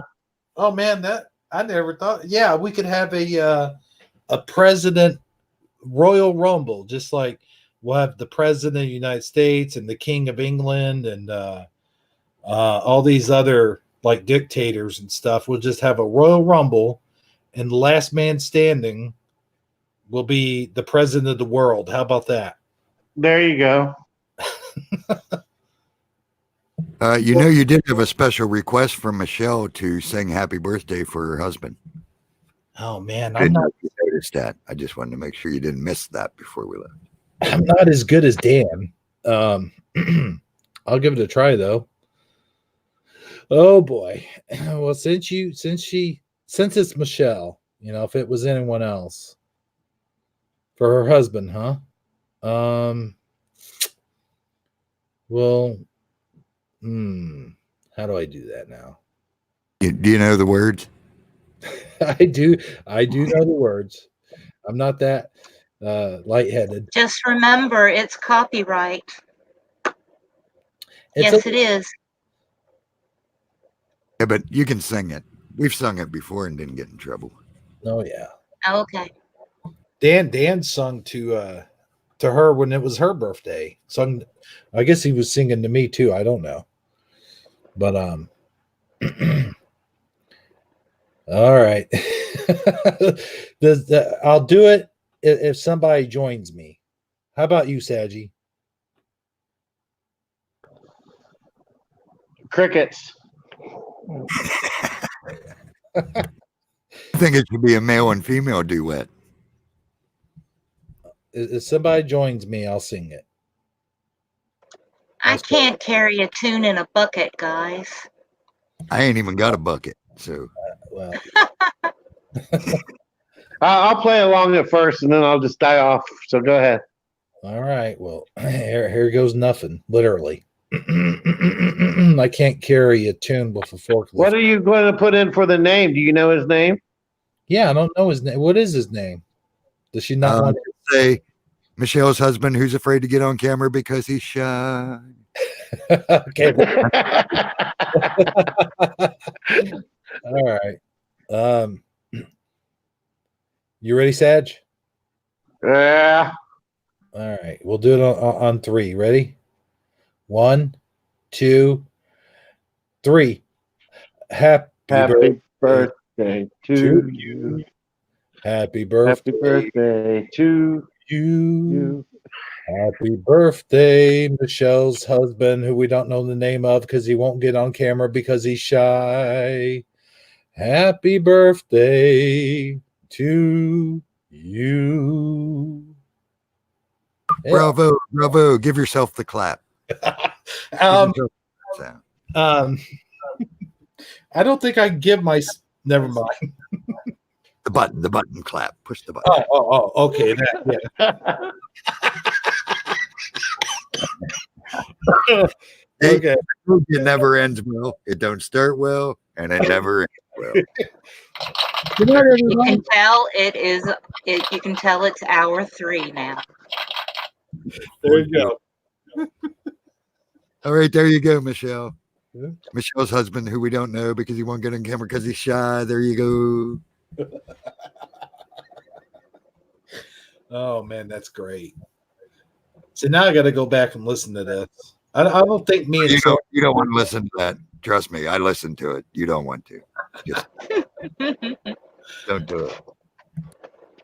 One of us was out of key. I don't know which one, but I'll take it. Would have been me. I sung very poorly.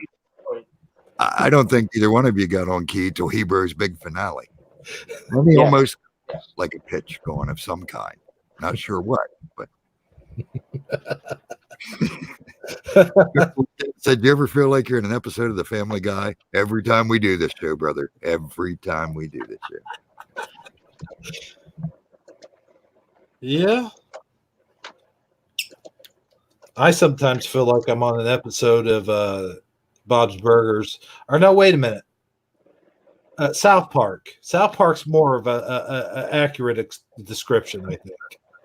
Yeah, I don't think we quite get to the South Park level of debauchery. I mean, we try not to. Sometimes we slip there, but actually, I've never watched any of those shows other than South Park, so I don't know what Family Guy shows like. Is that the one with the Stewie dog thing that beat up the baby, or the baby beat something about "I want my money"? I remember. Yeah. Okay, yeah. That's all I've ever seen of the Family Guy thing. That little clip where he says, "I want my money. Give me my money."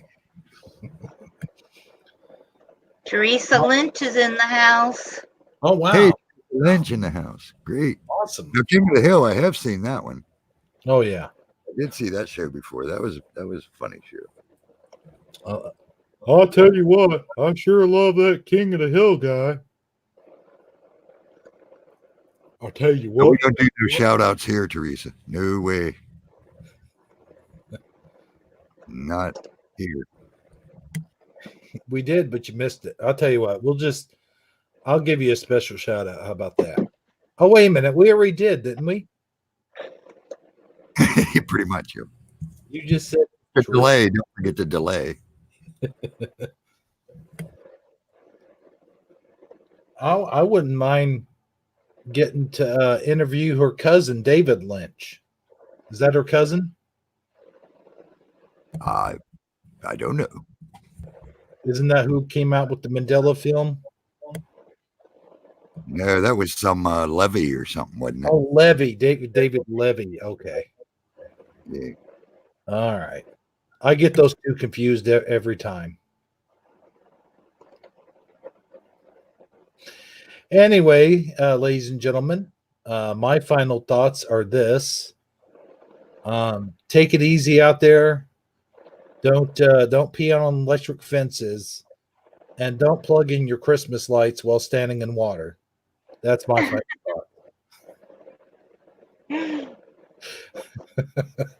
Uh-oh. I guess Sadgie didn't like that one too much. That was funny. Oh, I guess I should take down the number since we're leaving. That was We funny. lost. You have to keep your eyes open, see if Saji comes back, so he can give his. Oh, I final guess I thoughts. should take down the number since we're leaving. Oh my gosh, what happened there? We lost. You have to keep your eyes open, see if Saji comes back, so he can give his. Oh, I final guess I thoughts. should take down the number. Oh no, what's going on here? We have like a loop. It's a time loop. We got caught in a static warp shell bubble of some sort, I think. That Yo, was Teresa's pretty seen a scary. purple. Teresa's seen a purple Christmas tree at a tree lot Saturday. That's crazy. Purple. Hey, Alarene Noskinta. Or no skin ta. No skin at all. No skin ta. Alarene. Yeah. In the house. Awesome. Well, there you are, Sedgy. So let's everybody go around the table. We'll start with Raven because we always start with you guys. Let's get her final thoughts first. Okay, my final thoughts for tonight is no fear, only love. Take it to our Father, use discernment, and love those who aren't awake yet because they need our love more than we need our love, honestly. So those are my final thoughts.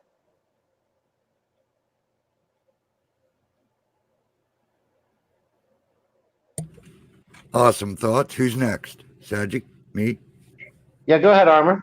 All right, well, mine are easy. I'm going to go to my scapegoat final thought that I end my videos with and just say, may the Father bless you, keep you, make his face shine upon you, be gracious unto you, and give you all peace. Thanks for hanging out with us, and we'll catch you next time. All right. My final thought is just everything they said, and with great power comes great responsibility. There you go. Good thought. Let me ask you this: do you even lift, bro? Oh, good one. Good one. Absolutely, Zoselli. Don't forget to pray for the children. Always. Because they sure do need it. And it sure does matter. Well, with that being said, I'd like to thank everybody who stopped in and all of our fine chatters out there and all of the calls we got tonight. It was a really good call. Thank you for calling in, and we'll see you next time on Shifty Sunday. Good night, everybody. Good night, everyone.